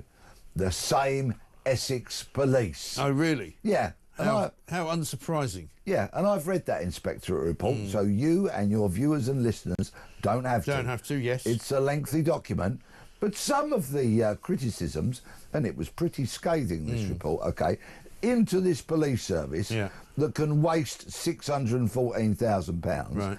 Amongst the criticisms were that they suffer from poor communication and a lack of experience when investigating crime. Oh, yeah. Okay, so consequently, victims get failed, and there's a general lack of understanding of the victim's code. Yes. Yet this police service can spend 614 grand on DEI. Yeah. The criticisms go on, right? The number of crimes solved by police has halved in a decade, but they can still spend 614 grand on DEI. Because obviously that's the problem, isn't it? They haven't got enough DEI representation, because that will obviously help solve crimes a lot quicker. Yes, exactly. Direct entry detectives has been an absolute nonsense, waste of time, and has contributed to all of the aforementioned catastrophes. They promote the wrong people, my words, not the reports, but basically inexperienced people who have no grasp of what it is to actually investigate crime. Right, which is sort of the job, really, isn't it? Last time I looked, it was very much the police's job. Promote the wrong people, and essentially, once again, my words, not theirs, they're useless. Yes. But they can spend, and I've no apologies for repeating it, £614,000. And of course they came up with the same stuff that the fire department came up with in Los Angeles, you know, when the fire was on and the buildings were burning to the ground. They didn't have any water in the hydrants, they didn't have any water in the reservoirs, but they said that the most important thing was when your house is on fire, you need somebody that you can recognise as somebody like you who's going to rescue you, right? Essex Police have said something similar. Their spokespeople said, "We police without fear or favour." Don't know what that means. "Understanding our diverse county is key to maintaining trust and driving down crime." So I bet you they would then say, so when you report a crime, what you want is somebody who turns up to talk to you who looks like you. Yeah, I want somebody... I don't care. Yeah, no, I want somebody who knows how to do the job, please, who can investigate the crime that I may have the misfortune to be reporting. But let me focus once again, if I may, just for a minute, on this superintendent, okay, earning up to 90 grand a year or so, right? You imagine if you're in a pub or maybe at a party over the weekend and somebody says, "Oh, over there, there's a very senior police officer." And you think, "Oh, that might be an interesting person to talk to." You strike up a conversation, you say, "Oh, so you're a superintendent, senior rank. What do you do? Do you lead a team of people that investigate murders or other serious crimes?" Burglaries, maybe. No. Do you lead a team that investigates serious and organised crime like robberies and major frauds and all that kind of stuff, and takes firearms off the streets and drugs and other weapons, all that sort of stuff? No. Oh, so what do you do in policing? I'm in charge of diversity, equality and inclusion. So you actually do nothing to do with policing. Bugger all. Is that right? Yeah. And then, of course, he'd go off into some spiel, at which point I would say, ta-da! Maybe he would call one of his members of his force to come and arrest you for saying hurty words to him. What exactly, can I ask you, is a positive action constable? What is that? It sounds like somebody you plug in. Well, you see, in my day, positive action would be catching that burglar who's running out the back window. And grabbing his head through a window. Yeah, grabbing him, throwing him to the ground, slapping the bracelets on, calling the van, you know what I mean? In you go, son, mind your head. Yeah, sorry, did you hit your head there? No problem at all. I mean, the second story I want to talk to you about is similar. This is from this same report, where it says police forces in general are broken. Officers have admitted. They basically said, this is this Inspector of Constabularies, Lee Freeman, who said it. It is evident that chief constables did not have sufficient resources to investigate all volume crime to a standard that they and the public wish to see. Well, if they haven't got enough resources, maybe they shouldn't be spending this money on, DEI nonsense. Correct. And you know what? Once upon a time, I debated live on television with a former chief constable, okay, who was knighted, of course, a sir, a knight of the realm. And on live television, he was moaning about the lack of resources, you see, and the cuts that were made. And I said to him, so what did you, as a chief constable, do about these cuts? Who did you go to? Who did you speak to? To whom did you make out a case to argue against it? He said, I wrote a letter. I said, I beg your pardon. He said, I wrote a letter to the Home Secretary. You wrote a letter. Well. No wonder policing is in the state that it's in. And when you've got spineless, bottleless, people like that running the show who won't stand up, won't argue, won't make a case, not only for their police won't service, kick the door in, but for the public. Yeah, and won't kick the door in. I mean, I say this all the time. Police funding, by the way, they're sounding like the NHS, these guys now, because they're saying we haven't got enough money. Police funding for 25-26 totals 19.6 billion for policing in England and Wales, which is an annual rise of 1.1 billion. I mean, that's not a small amount of money, is it? And with that 614 grand, you know, I could run a team, probably 10 detective constables, a couple of detective sergeants, have a bit of kit, the vehicles, all that kind of stuff. I could run that for a year, and you see the amount of crime we could solve and the bad people we would lock up. It would be off the Richter scale. The public would love it. It would be Trumpian, wouldn't it? Because one thing we've seen is Donald Trump gets into power and suddenly stuff starts happening. Things that haven't been done for years are suddenly being done in a day. Yeah. Getting rid of illegal migrants like that. Setting up these camps for them to be put in, and there's a great video which I don't know if we played it out yesterday from one of the administration officials, basically saying if you come to our country illegally, you will not be allowed to stay. You will be arrested, and you will end up in one of these places. And behind her is a prison which looks like the most ghastly place you've ever seen in your life, full of Venezuelan and Mexican drug dealers, right? Who are all sitting there with having had their heads shaved, waiting to get put on the next flight back to El Salvador or wherever, Yeah, imagine what our former human rights lawyer, Prime Minister Keir, would have to say about such treatment of illegal migrants.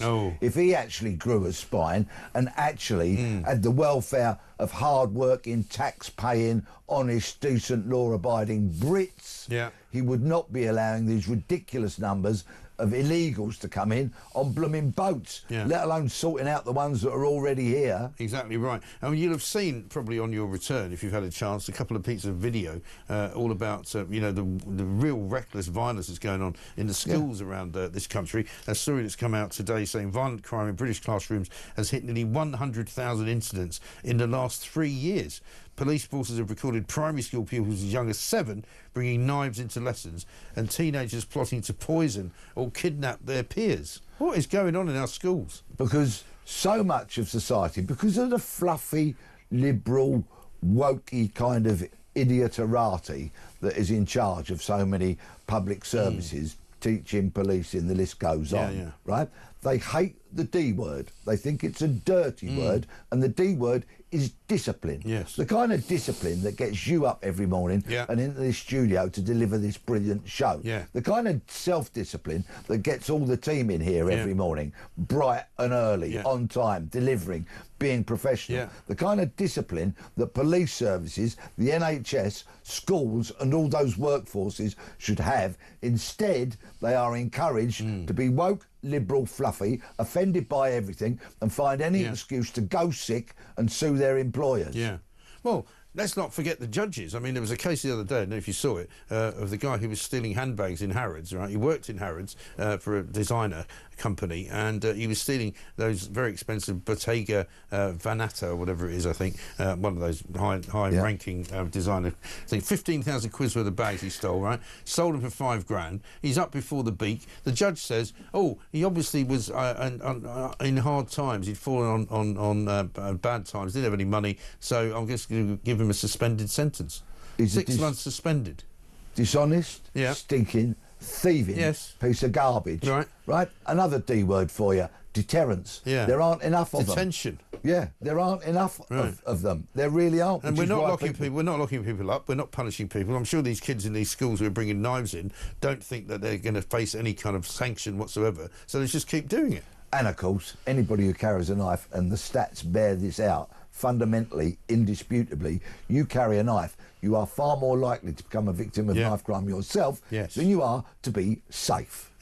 No question at all. Peter, it's great to have you back. We've missed you. We've missed the voice of common sense.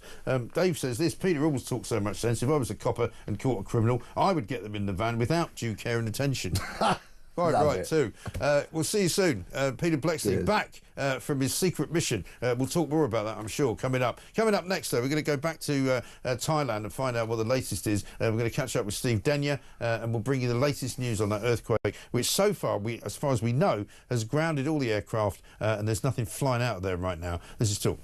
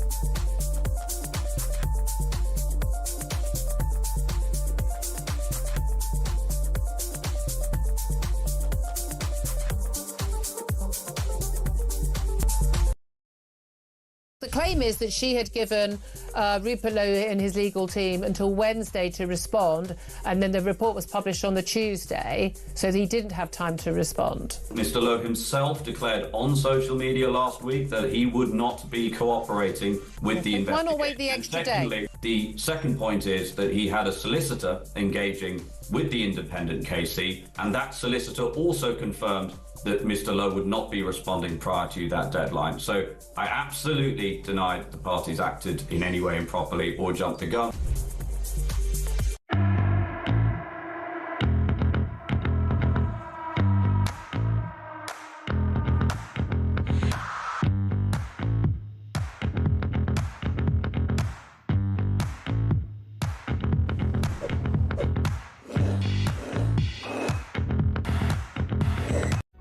Across the UK, on DAB+, on your smart speaker, on your smart TV, and on your side. This is Talk.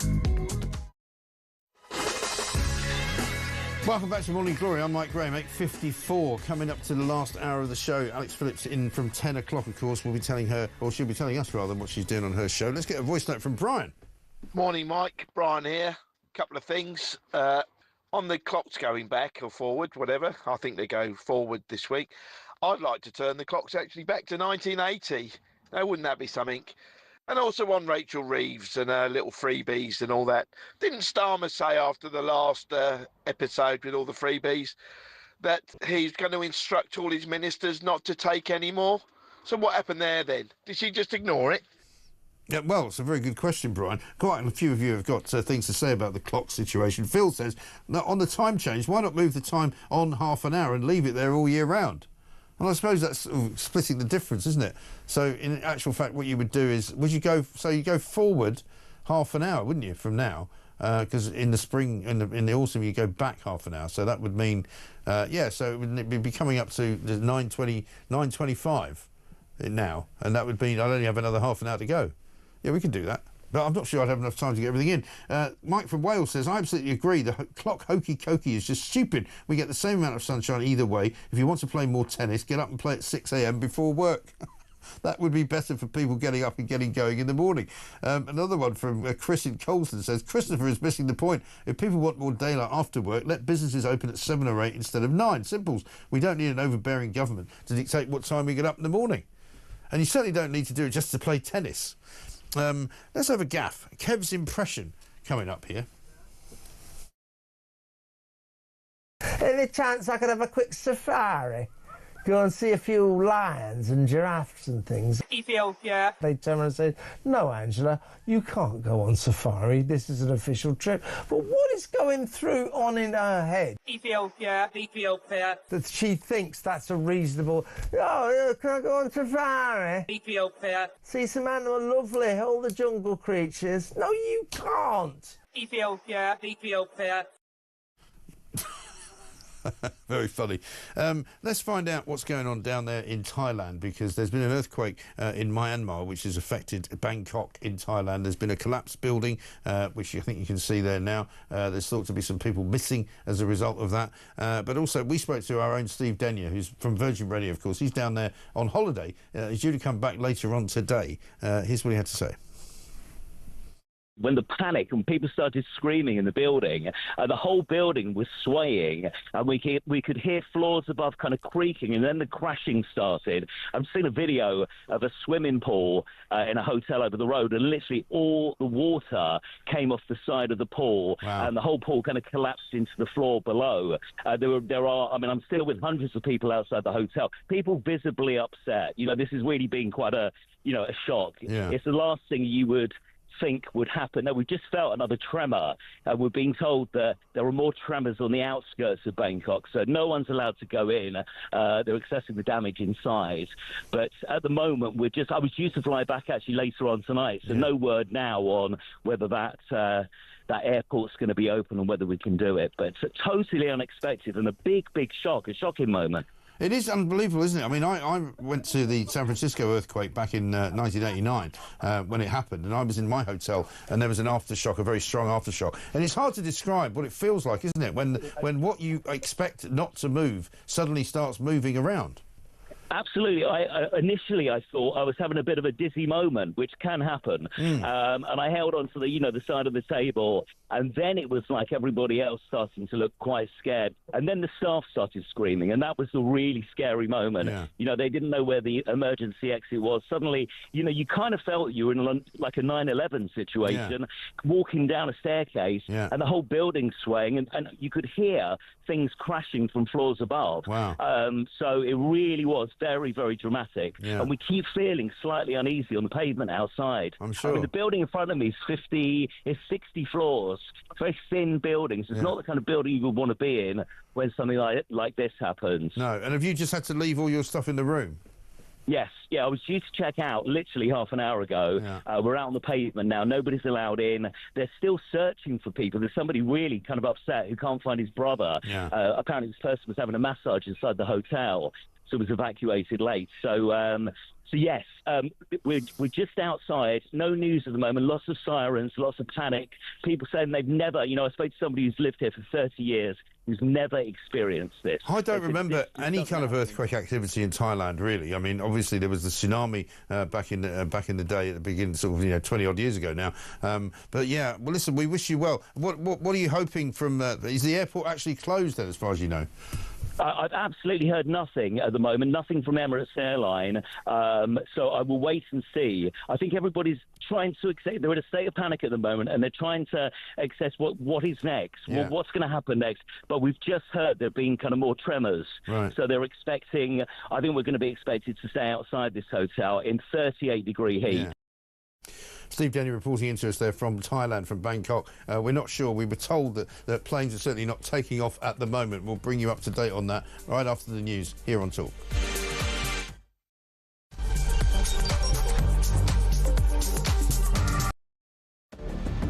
I can announce this government will begin the biggest sustained increase in defence spending since the end of the Cold War.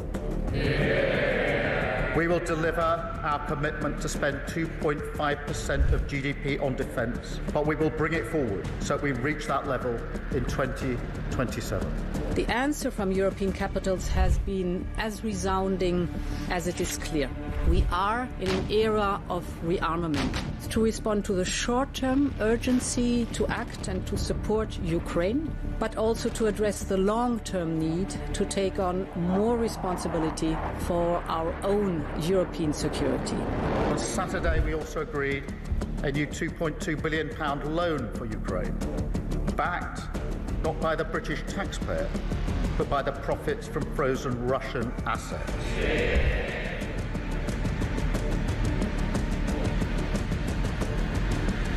It is my pleasure to bring from His Majesty the King a letter. He sends his best wishes and his regards, of course, but he also asked me to bear this letter and bring it to you. So can I present the letter from the King to you? Thank you very much. Am I supposed to read it right now? Yeah, please do. I will do. I've got to tell him what your reaction is, so I need to know. I need to know. He is a great gentleman. A great, great gentleman. He said he thinks the war's going to go on for a long time, and he better not be right. Well, I just think he should be more appreciative, because this country has stuck with them through thick and thin. We've given them much more than Europe, and Europe should have given more than us, because as you know, that's right there, that's the border. What kind of diplomacy, JD, you are speaking about? What do you mean? I'm talking about the kind of diplomacy that's going to end the destruction of your country. Yes, but if you are not Mr. President, with respect, I think it's disrespectful for you to come into the Oval Office and try to litigate this in front of the American media. You're gambling with the lives of millions of people. You're gambling with World War III. You're gambling with World War III.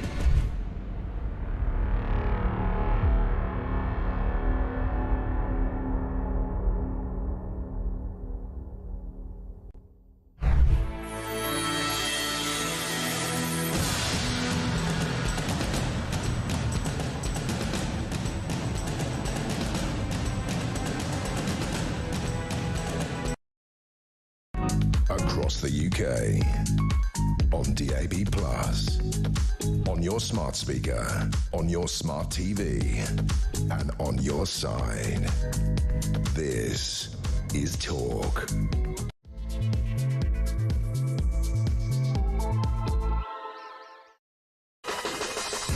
Welcome back to Morning Glory. It's coming up to 3 minutes past 9. We've got lots going on this morning. It's the final hour of the show. We've been reporting on the big news on the front pages this morning, of course, which is about King Charles forced to cancel a full day of visits after having experienced side effects from his cancer treatment. He had to spend some time in hospital, a period of observation, which is described as a short period of observation.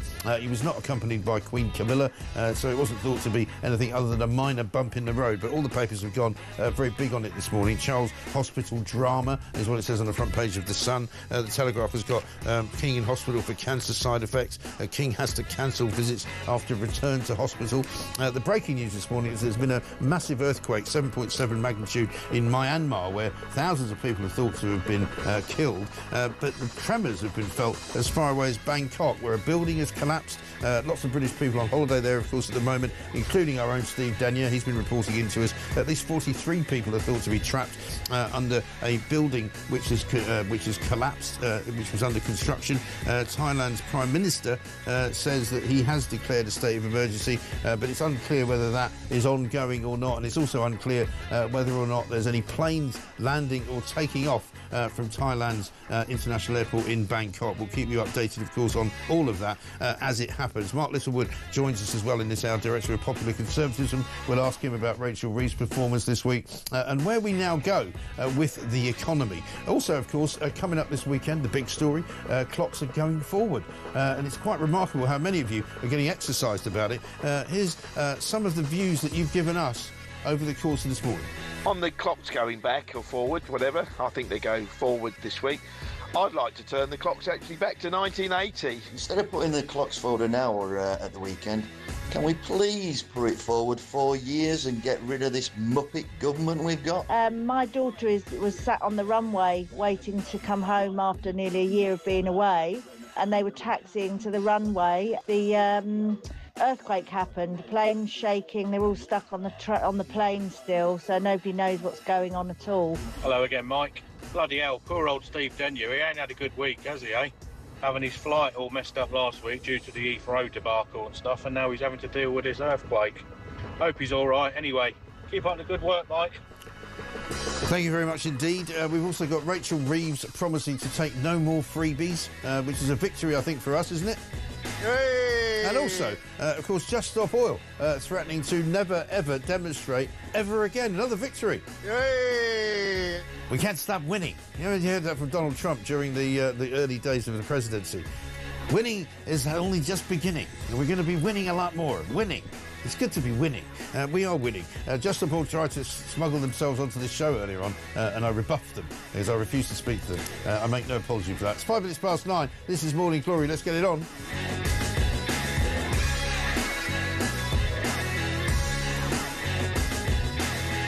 Nikki says this in Kent. Morning, Mike. Why can't Britain stay British summertime and Scotland change so it's not so dark in the winter? America has different time zones. Why can't we? Children do not understand the time change, nor do pets, nor does my body when I take my medication. It takes me at least 2 weeks to get used to the change twice a year.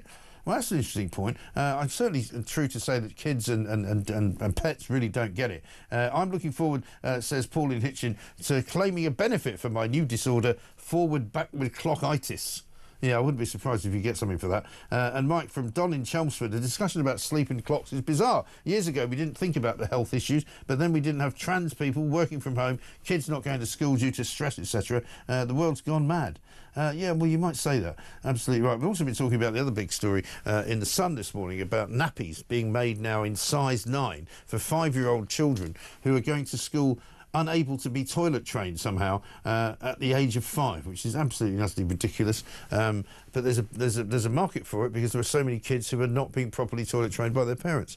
Incredible. Let's talk to Mark Littlewood, Director of Popular Conservatism, because, of course, Rachel Reeves got a bit of a buy, I suppose, this morning because of the big story about King Charles, and so she kind of avoided being on the front pages, but otherwise I'm sure she would have been. Mark, very good morning to you. Good morning, Mike. I mean, the good news is that she says she's not going to take any more freebies. The bad news is she's still the Chancellor of the Exchequer. Very good way of putting it. And look, Mike, they seem to have got themselves into about as much of a mess around what freebies are acceptable and why as they have with regard to how on earth we're going to bring economic growth to the economy. Yeah. I mean, we hear Keir Starmer has to go to a particular box in Arsenal for security reasons. That was Rachel Reeves' initial justification for going to the Sabrina Carpenter concert. Yeah. But now she says she wouldn't do it again. So what are their rules and regulations about when you can go to a concert or not? Perhaps they need to actually hand that decision over to the OBR to let them advise them, because they can't seem to make a sensible decision themselves. Yeah, and I mean, interesting as well, even in the way that she put it. And in fact, we'll listen to the quote here, because I'll ask you about, because she's put it in one of those interesting political ways. Check this out.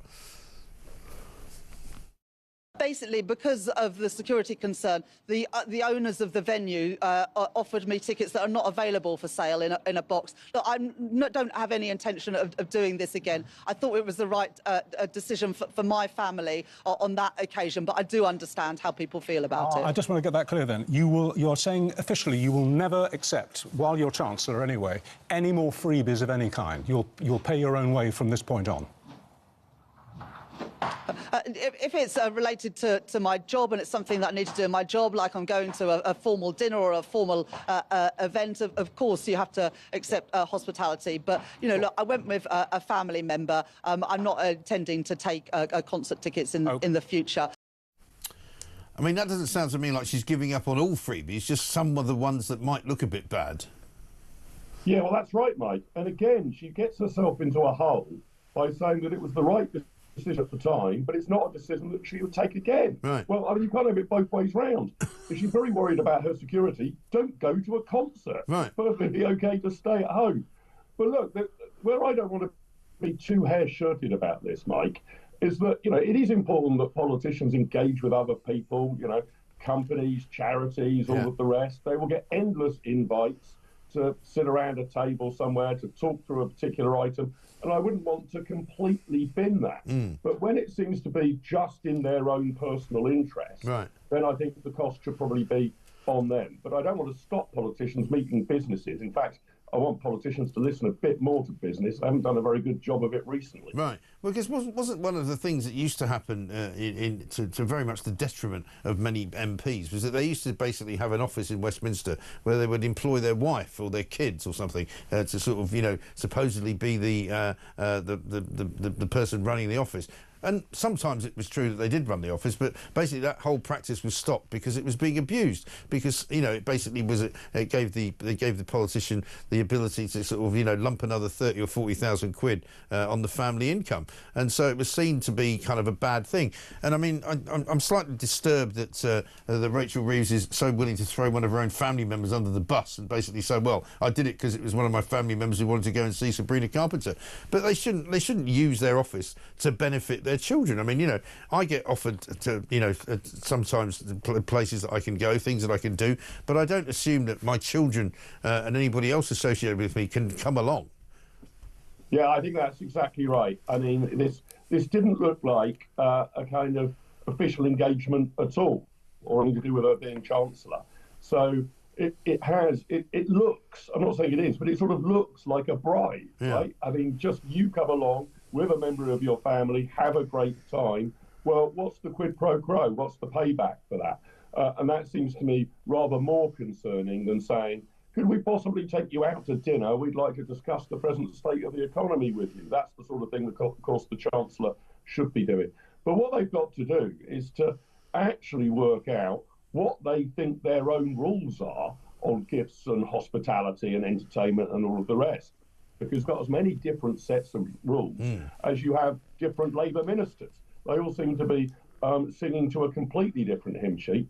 And now you've got that curiosity. We just heard Rachel Reeves' word salad a few minutes ago, that she seems to have two different sets of rules. This was the right thing to do at the time, but she definitely wouldn't do it again. Right. Well, which is it? So they'd be far better if they can get their head around it to actually say, this is the basis upon which we accept entertainment or hospitality or a meal out or a concert ticket, and we expect all Labour MPs and all Labour ministers to abide by the same rules. Yes, because Labour MPs, as well as the leader, of course, of the Labour Party, seem to be under the impression that it's all very well as long as you declare it. Because you remember he was getting himself into all sorts of a mess about Lord Ali, and it was the same pattern, wasn't it? Because at first he wasn't interested in talking about it, then he was quite justified in saying that, well, you know, I've declared it all, so what's the problem? And then finally, on the third attempt, he had to say, well, we're not going to take any more free clothes from Lord Ali.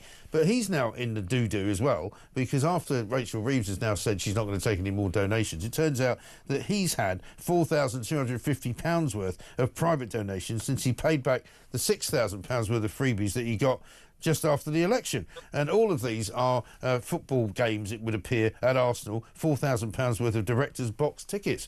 And he's at it as well. Yeah, that's right. And I would have said, you know, if you want to just go to a football match because you're a fan of Arsenal, fair enough, but the cost should probably fall on you.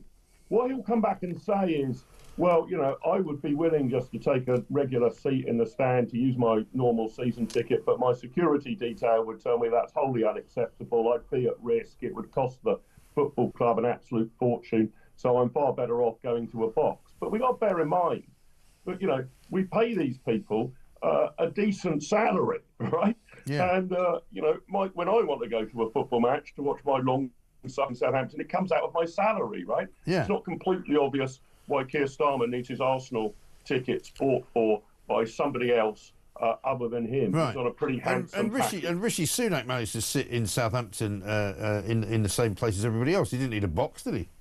You certainly don't need a box. No, I think that's right. So, again, it's the confusion here, isn't it? You were just saying, Mike, the Prime Minister had to have this sort of extracted out of him after sort of endless examples, rather than him putting on the table, here are the clear rules. I want all of the public to know what I'm abiding by. I want you to know when I'll accept a gift, when I won't, the terms of it and how I'll announce it and why I'm doing it. Right. But you're feeling you're having to actually it's like pulling teeth, isn't it, to get any sort of answers out of them. And that's done them considerable political damage even if it's given them some degree of personal advancement because they're getting nice freebies. Well, exactly right. Which brings us on to the actual State of the Union itself, the budget itself. Much said about what they are going to do, but it seems to me that it was all a bit of smoke and mirrors. You know, the cuts in benefits, £5 billion worth. I was told by John Rentoul just an hour or so ago that it's actually they're adding 20 billion to the budget instead of 25 billion. So is it really a cut of 5 billion, or is it just they've decided not to spend 5 billion, which they were going to spend? It's not really so much of a cut. Same goes for the civil service action. You know, they're going to get rid of 15% of the workforce over 5 years. That's only 3% a year. It's not really anything more than natural wastage, is it? No, that's right, Mike. Basically, what they're doing is slowing the pace of increase of government spending. So against what we might have been expecting the government to spend next year, the year after, or the year after that, the government will be spending a little bit less. But these aren't savings or reductions in any meaningful way. I mean, I think what we saw from Rachel Reeves in the spring statement, it was a bit like if you're running a small business right at the edge, really struggling, you just about managed to find the money down the sofa to hit payroll. You just about managed to find a bit of money to pay a red bill before the bailiffs come along. And that's what she's done too. She's finding just enough to keep the show on the road to meet her fiscal rules, but no more than that. And she clearly isn't thinking strategically in any way. She's scrabbling around for obviously what sound like huge sums of money, £1 billion here and £5 billion there, but in government spending terms are relatively small sums of money, just to say just by a sliver within her spending envelope. Should be far better to look at the welfare state and the civil service, to do a zero budgeting on it, as it's called, to say blank sheet of paper, where would we start from if we didn't have to start from here? That's the way you make big savings, and sooner or later those big savings are going to have to be made. Yeah, at some point or other, no doubt. Good to talk to you. Mark Littlewood, thank you very much indeed. Director of Popular Conservatism there, talking about Rachel Reeves' actual budget, even though John Rentoul didn't want to call it a budget. On the subject of what's going on over in Calais, we've got this from Jill. Morning, Mike. Surely we are within our rights to demand our money back from the French. They are not adhering to the terms of the contract. Pity trading standards can't get involved. And Denise says the same. If the French are complicit in sending illegals over here, then there's no better reason to send them straight back to France. I couldn't agree more. Let's hear from Mark on the clocks. Morning, Mike. It's Mark in Lancashire. Just wanted to say a word about the clocks changing. I really think people in different areas of the country and also people living in different environments will have a different opinion, because in the summer here in North Lancashire, it's light at the moment before 5 a.m. 4:30 to 5 a.m. I'm actually getting awakened by choruses of singing sparrows. So if the hour didn't go forward, that would be 3:30, which is not a usable time. You know, if you got to be at work at 8 o'clock, you don't want sparrows waking you up at 3:30, do you? That's why it is. That's why we need to keep it. It's interesting, actually, because there's birdsong. It's something we talked about earlier, because not only can people not recognise birdsong, they don't actually recognise the birds that are singing them. But I've heard, certainly in the summer, I'm sure of it, where I live in London, birds are singing all the way through the night now. I don't know whether that's a new thing, but you hear them all the night. And I mean, I'm talking about, you know, you hear them going to bed at midnight, you hear them waking up at 4 in the morning. You know, they don't seem to stop. What's that all about?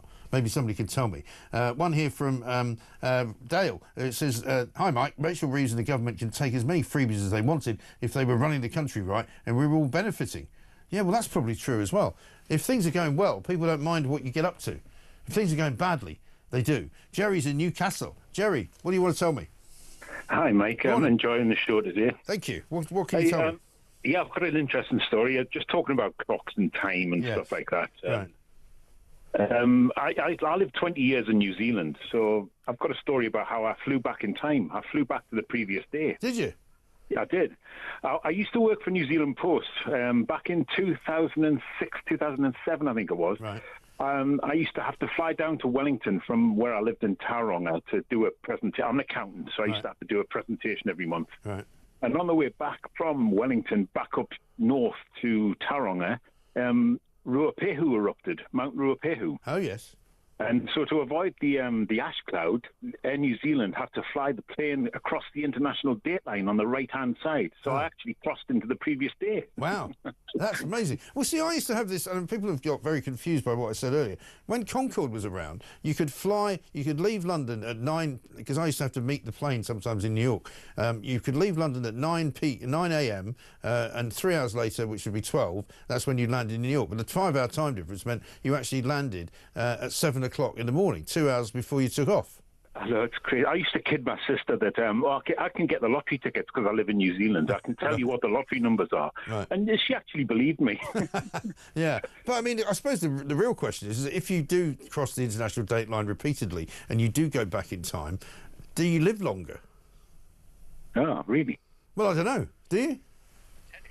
I don't know. Presumably you do, because your birthday would be later, wouldn't it? Well, right? True, yeah. I suppose. I don't know. I mean, it's a fascinating thing. Anyway, listen, Jerry, good to talk to you. Thank you very much indeed. Going back in time, a lot of people are saying, if only we could go back to before the election and actually vote not Labour. For heaven's sake, get these people out of here. This is Talk.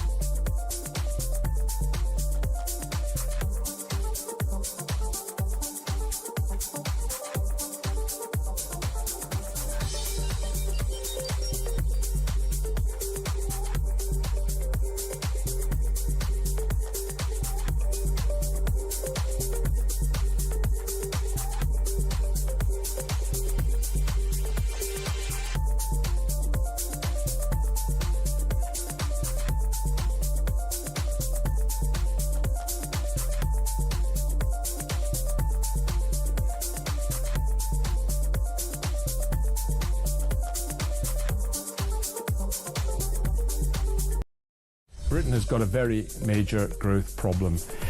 The headline numbers actually exaggerate what the real position is. Why do I say that? I say that because actually what matters isn't the headline number, is growth per head of population, the per capita. And the population growth is getting bigger and bigger and bigger and bigger by the year. It is. And not from birth, from boats and from visas.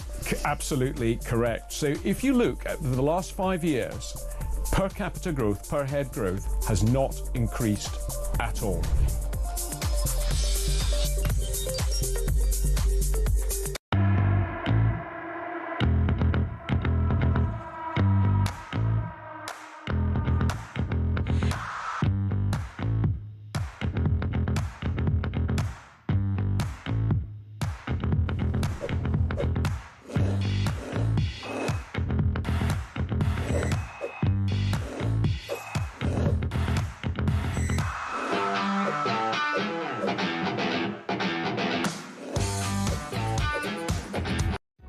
Across the UK, on DAB+, on your smart speaker, on your smart TV, and on your side. This is Talk. Welcome back to Morning Glory. I'm Mike Graham, 24 minutes past 9. Starmer is a cowardly fool, says Kevin in Barnstable. He isn't brave enough to challenge the establishment and the woke. When will the Navy start doing its job in the Channel? Nothing about him qualifies him to be Prime Minister of this great country. And why can't you name and shame these left-wing anti-British human rights lawyers, says David in Ayr? I'm not sure. And Vicky in Bournemouth says this: I cringed with shame yesterday when I saw Starmer's speech in France. What a total plank. It's so embarrassing. It really is absolutely and utterly ridiculous, isn't it? Let's get a voice note from Tom on clocks. I've just been listening to that fella say 2 hours on top of what we've got at the minute in summer to play tennis. I don't know about tennis, but this would allow us to open the beer gardens in the pubs till essentially midnight, and it'd still be sunny. So we might be on to a winner, that lad. Yeah, I think the beer garden idea is a lot better than the tennis idea. Or maybe you could do both. Play a bit of tennis and then head to the beer garden. Who can say? Interesting, we'll see. Louise Reddy's here. She's senior police officer at Surfers Against Sewage. Another story that came out across our desk late yesterday. Basically, it's a massive mess out there around the coastline. Ministers are calling the spill numbers disgraceful after Anglian Water and Thames Water recorded the biggest increase in raw sewage discharge into rivers and coastal waters in England for the longest duration on record last year. I'm getting sick and tired of these water companies, not least because one of them, Thames Water, has been digging up one of the roads in my neighbourhood for about the last week and a half, making it impossible for people to go anywhere on the bus. The buses have been rerouted. Nobody knows why. Nobody knows what they're doing. They seem to be able to act with complete and utter alacrity. And nobody seems to do anything about it. They get a fine, they pay it, they carry on. Louise, very good morning to you. Good morning to you, Mike. Good to talk to you. I mean, these water companies just go from bad to worse, really, don't they? I mean, every single year we've got a bad story about a water company, and it doesn't seem to get any better. Yeah, frankly, we've been hearing from water companies that they're going to make improvements over the past 5 years, but actually, since 2020, the amount of discharges we've had this year, they're worse than in 2020. And despite that, we're seeing customer bills rise next week as well. So we know by huge amounts. I mean, I've been getting messages from people saying my water bill's arrived and it's gone up by sort of 35%. Another one said gone up by 45%. I mean, it's madness. Yeah, it's crazy. And actually, when you look at what's being spent by those water bills, we know that only 35p of every pound that's spent goes on investment. Yeah. A third of the actual pound that you spend goes on paying back shareholder dividends and paying back debt, which is frankly disgusting when all we need is investment in the infrastructure that we want to see. Right. And this takes me all the way back to 2012. I remember before the Olympics were happening, London was being dug up continually by Thames Water because they said, we've got to replace all the Victorian pipes that are under the streets of London so that when the Olympics happens, it's all going to be fixed and it's all going to be fine. Well, I don't know what they did then, but they certainly didn't fix anything because they're still digging everything up. Yeah, we've got a massive network of pipes going around the UK, and there is a difficulty in fixing them, and it will take a little bit of time. But frankly, these numbers are disgusting. 3.5 million hours of sewage last year. Yeah. That's over 50 spills an hour across the UK. And we really need reform of the sector, to be honest. Yes. I mean, obviously the government's talks about the renationalisation of the railways, and I don't know whether that's a good idea or whether it's going to work at all. But surely there's something going to have to be done about these water companies because it's unsustainable what's going on. The prices are getting too high.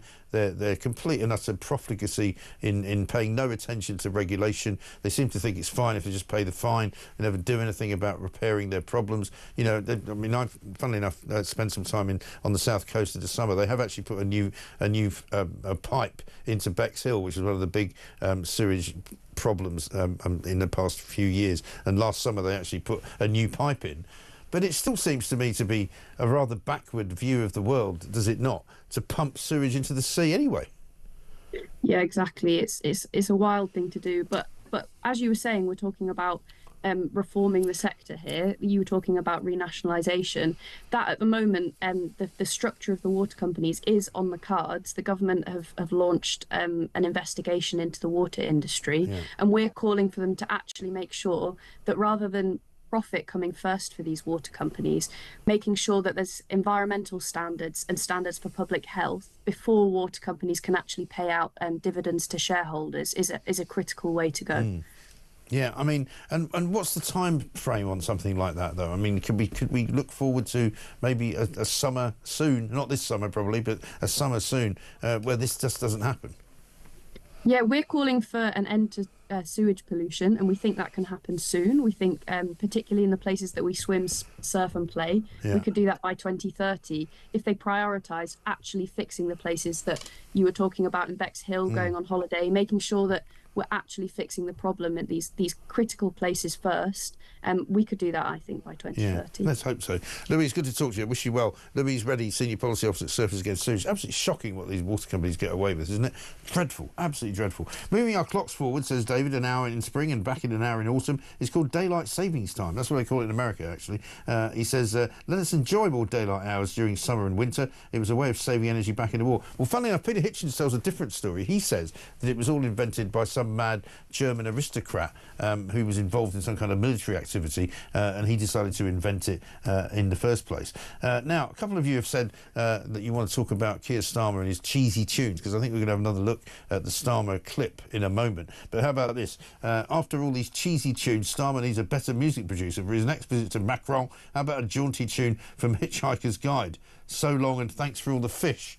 Says Jeff. Sue says, Keir Starmer is total cringe. I have to turn the sound off when he's on. What's with the music? It's laughable. His delivery is disingenuous and amateur. It's not as good as the average school play. Somebody stop him.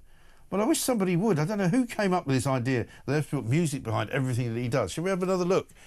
Because we haven't seen it for a while.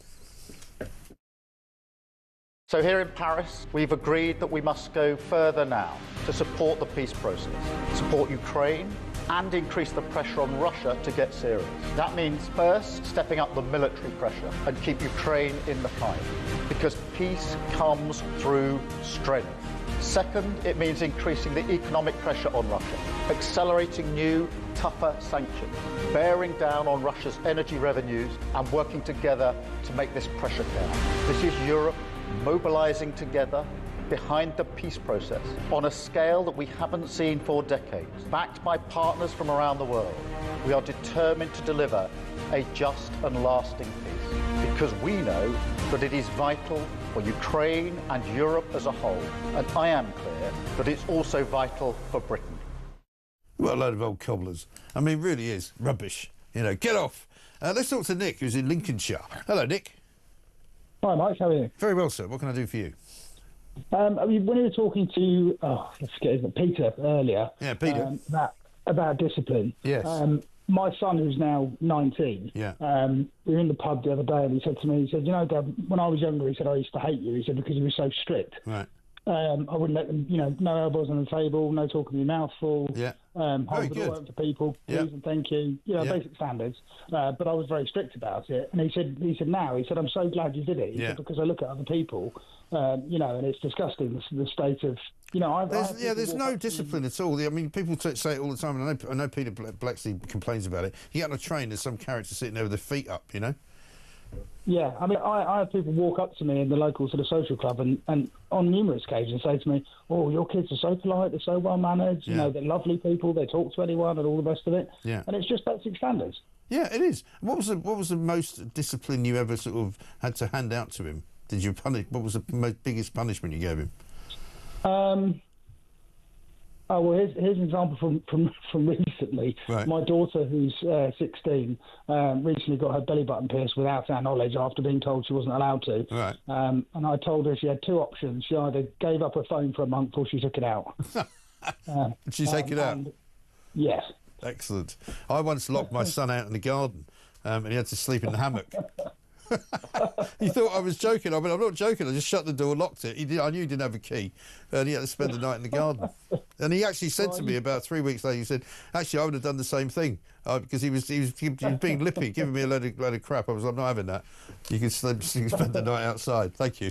Anyway, good. I did used to the elbows on the table thing. I used to poke them with a fork. Yes. If they had their elbows on the table. Excellent. Not piercing skin level, but just poke. No, well done. Absolutely. Well, you should be very proud, Nick. Well played. Thank you very much indeed, Nick from Lincolnshire there. That's the way to raise children. You know, don't give them everything they want. Don't allow them just to kind of walk all over you. because you love them. You know, you'll do them a much bigger favour by treating them with some scant regard occasionally and disciplining them, for heaven's sake. An update on the Thailand situation. We're hearing now in the earthquake there's 2 people have died, 7 injured in that Bangkok building collapse. We'll keep you updated on that. It's obviously quite a big story this morning. A couple of you have got something to say about birds. Morning, Mike. John from Poole says, Mike, to answer your bird question, the birds you hear all night long are probably owls. They're known to do this. No, they're not owls. I know what owls sound like. They don't sound anything like birdsong. Here's what's more likely to be true, which is from Nikki in Slough. Birds sing all night because of the stupidly bright street lights and building lights, not good for birds, bugs and humans. There is no morning chorus in my area now either, because it doesn't get dark. I think that's true. Well, they must be suffering from, like, fatigue, mustn't they, the birds, if they don't sleep at all, you know. Well, great. Welcome to the world. You've just been born as a bird, but it never gets dark, so you'll just never sleep. How does that go on? No wonder they fly into cars and windows. 9:34.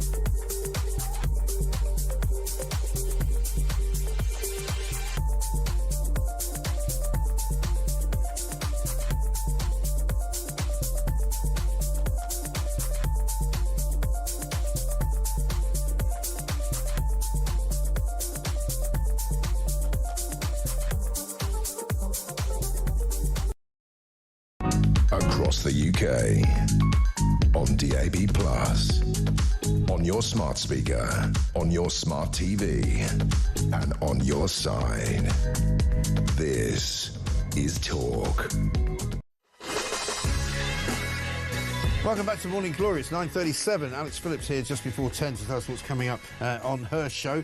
Mike says this, in reference to clocks here in Spain, the government is stopping the clocks going forward next year. Really? That's interesting. And here's one from Nick. He says, oh my God, Mike, I thought I was going mad. I've noticed birds chirping away at 2 a.m. in the morning. Last night they were singing a lot. It's most definitely a recent thing. What's going on? Well, you may well ask. I mean, again, we've fallen on something completely by accident here. I would say I've noticed it over the last sort of 5 to 10 years that it's been happening where I live. And yeah, they just don't go to sleep. When do they sleep? They don't sleep during the day, do they? I don't know. Sam says, during the experiment in not changing the clocks, I really found it frightening going to school in Northern Ireland and studying in the electric lights until after 10 in the morning. Who will hike electricity charges?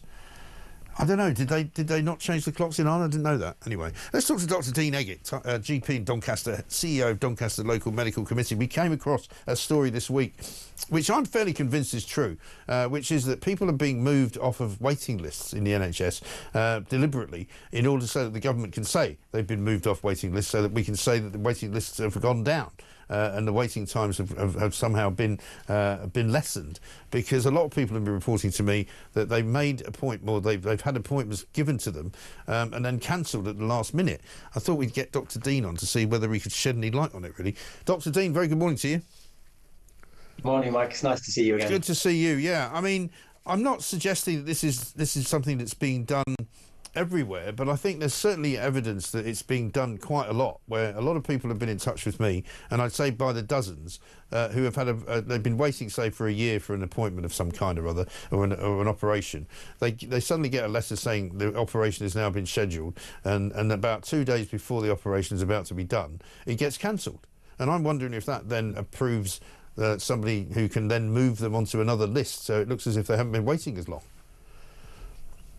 Well, I think where there's smoke, there's fire, and enough patients are talking about it to make us concerned. I wouldn't say it's necessarily an NHS scale strategy to do it. I think most hospitals have their local policies about how they deal with their waiting lists, and when there are certain pressures, they come up with ideas on how to deal with those pressures. And some of those ideas have unintended consequences. I can give you examples in my local region.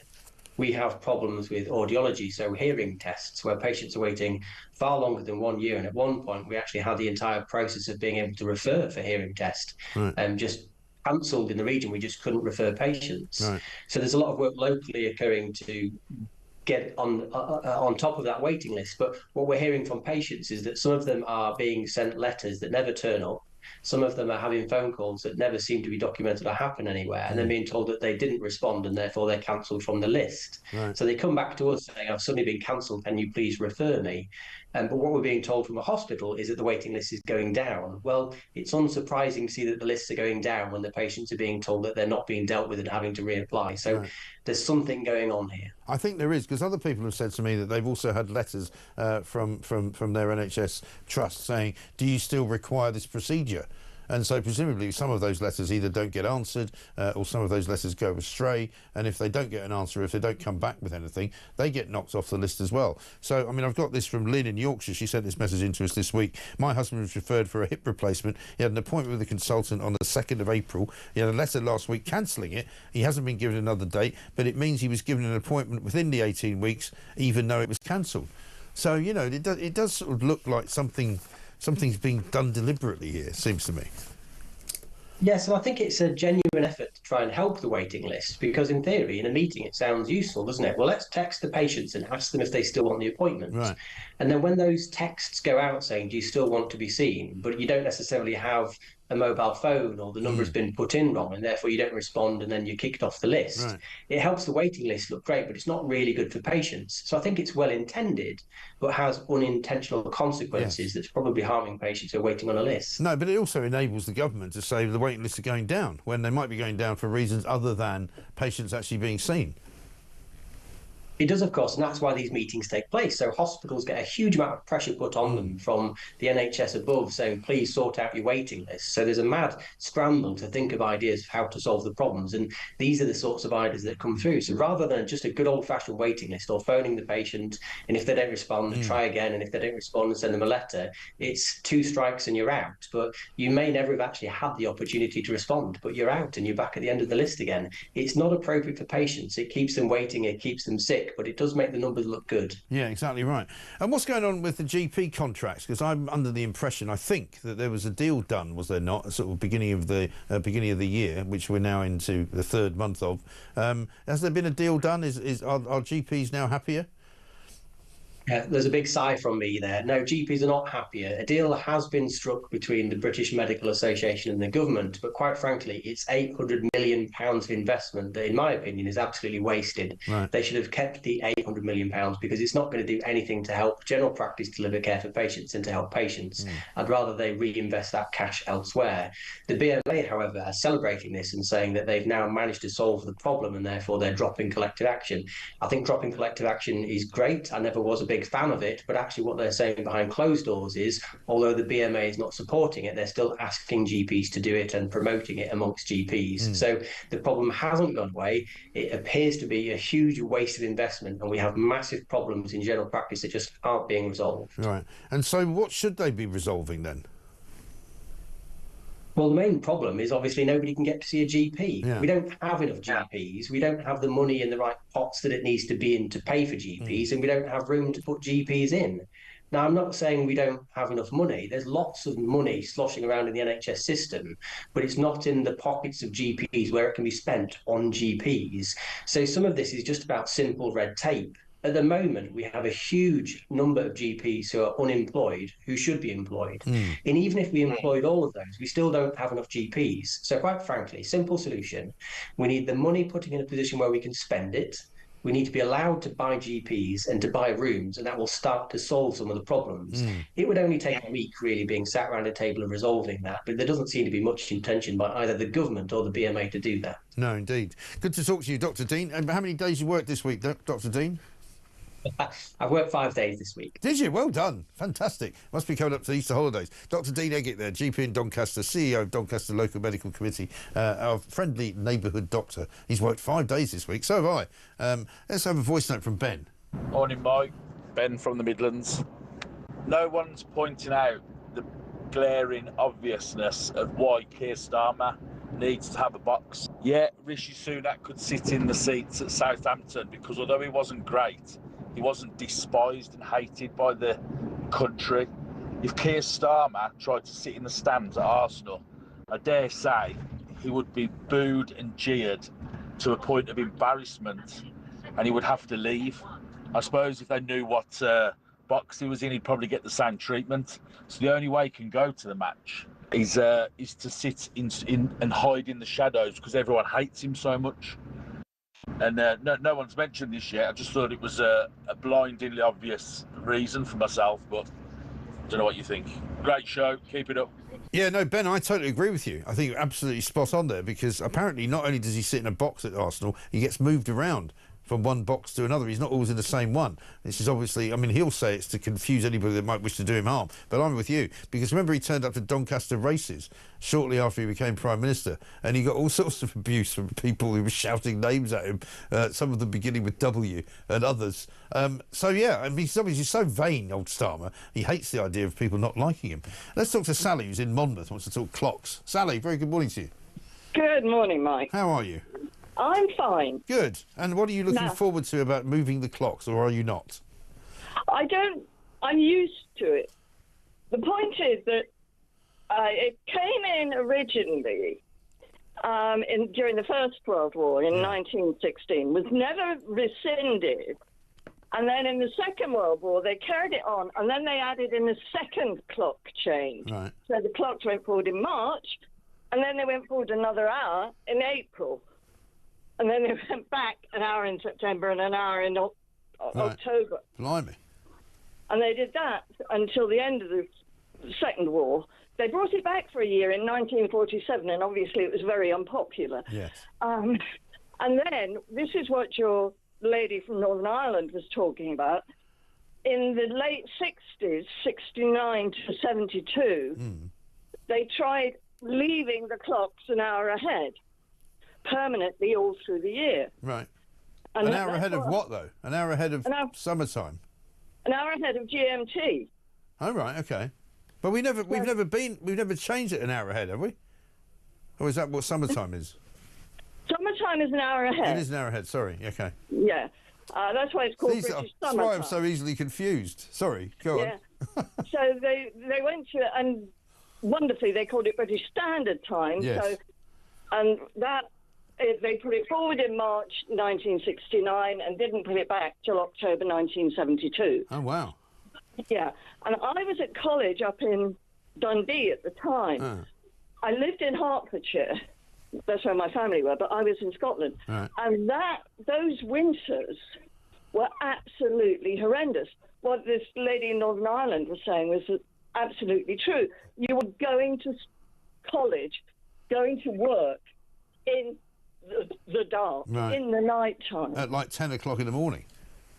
9, 10 o'clock in the morning, yes. Wow. That must have been disconcerting. It was very bad. And what was worse was coming back for the Christmas holidays. Because it went from that to normal, sort of, it was daylight by about 9 o'clock-ish. Yeah, right. In London, in Hertfordshire. And funnily enough, I've got a friend who was living in Hertfordshire and stayed there when I was in Dundee. But she married a guy who moved up to Perth. And right now she's saying, oh, I wish we didn't put the clocks back in the winter. I said, go and talk to your neighbours. They'll tell you about it. Yeah. Wow. That's amazing. I don't remember that at all because I was around in those days, but I don't remember the clocks not changing. But that's interesting. Sally, thank you very much indeed for that. One from Leon who says he's in Stafford. I'm dreading the clocks going forward. Our poor little goldfish gets confused and starts swinging around and around his bowl in the opposite direction. I don't believe that. I think you're just taking the mickey, Leon. I'm not buying that. Anyway, listen, we're coming up. We're going to speak to Steve Denyer. He's going to give us an update from Bangkok. And also, we're giving you and Rachel Reeves a chance to get your hands on some free Oasis tickets.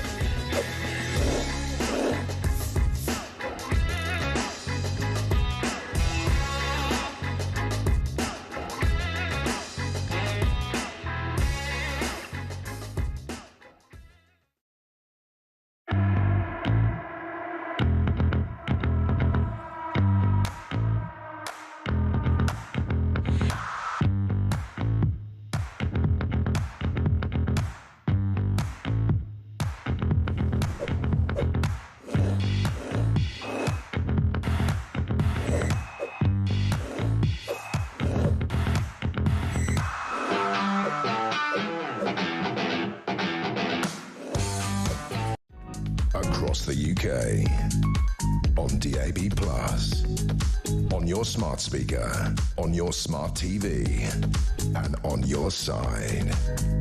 This is Talk. Welcome back to Morning Glory, 9:52. Coming up, it's going to be Alex Phillips from 10 till 1. She'll be in shortly to tell us what's going on. Maggie says this, how about we turn the clocks back to before the election? Well, I think a lot of people would like to do that. Bit of breaking news on that front, actually. Keir Starmer's Director of Communications, Matthew Doyle, is standing down from his role after 9 months at number 10. Senior Special Advisor as he is, he's going after Downing Street's strategy and narrative stabilised after turbulence of the early days in power. I presume that's their line, not our line. Well, I wouldn't say that things have settled down, would you? I would say things are going from bad to worse. It sounds to me like this guy's been kiboshed by Morgan McSweeney. You know, the man that kills all men and women around him and doesn't allow... He's the guy that got Sue Gray out, after all. He's sort of the architect of everything that Starmer does. So I would imagine that Matthew Doyle has been asked to leave rather than volunteering to go. We'll talk to Peter Cardwell probably about that later on in the day. Let's get a voice note from Rob. Good morning, Mike. Robin Starbridge here, mate. Mike, when I went to America, I ended up having 3 birthdays, celebrating my birthday 3 times. Once UK GMT time, once on New York time, and then once on the California time, mate. That was the last one because that's where we were. So, yeah, 3 birthdays. Cheers, mate. Bye-bye. Well, you must have had a very fast car. Because, you know, say you celebrate your birthday in New York at 9 o'clock in the morning, right? You then, if you got on a plane, you can fly to the next time zone, which would be, say, Chicago, and you can celebrate it there the same day, and that's fine. But you wouldn't be able to celebrate it like 3 different days, would you? Because it doesn't take that long to fly California. It's like a 7-hour flight. So, I mean, you could fly, say, I don't know, from... If you celebrated your birthday at 10 o'clock at night, and then it went into... and you flew... You'd still be getting there about midnight. No, it doesn't work. Doesn't work. Don't think you did that. I'm not buying it. Anyway, listen, we're going to talk to Steve Denyer very shortly. We're going to get the latest from him as to what's going on down in Thailand, in Bangkok, where there's been an earthquake in Myanmar, 3 people dead and 7 injured. But first, before that, let's talk about how you can get yourself some tickets for the big event this summer.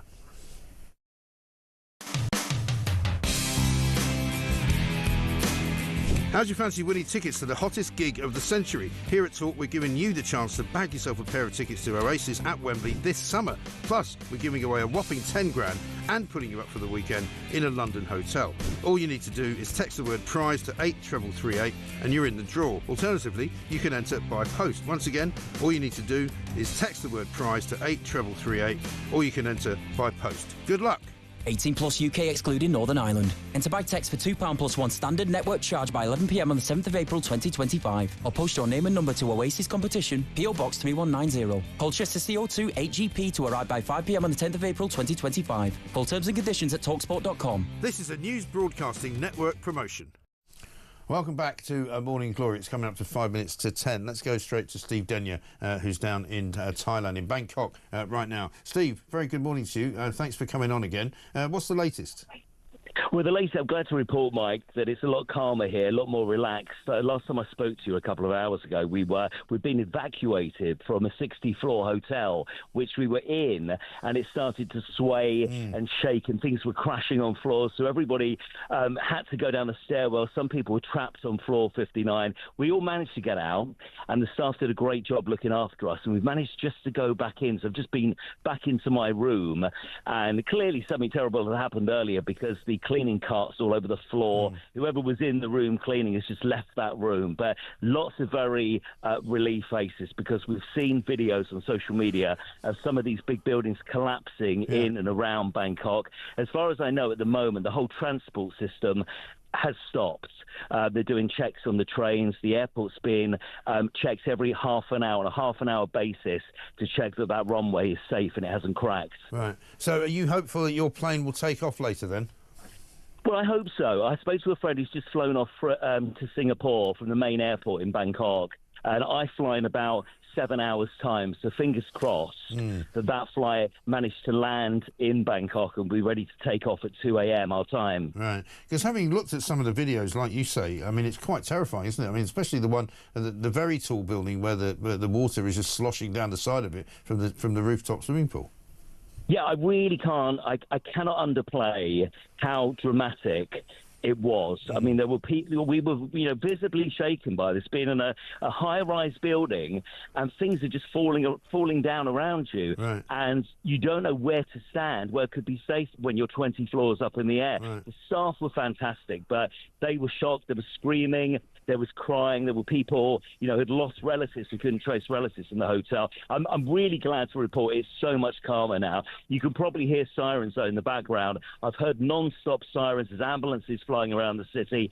Traffic is at a gridlock in the main part of Bangkok at the moment. It's making it very hard for emergency services to reach where they're supposed to be going.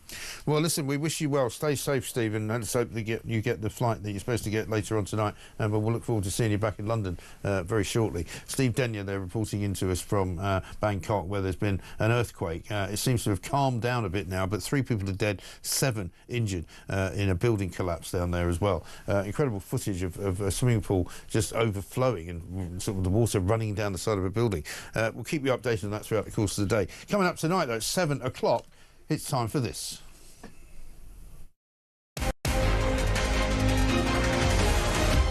Over to you, Shakespeare. Yeah, Shakespeare's a racist. Is he? Yeah, so, but this... I thought we knew that. I want to do my Shakespeare joke. So apparently there's a lot of them. William Shakespeare, 1623, lead in his pencil. William Shakespeare, 1624, lead in his coffin.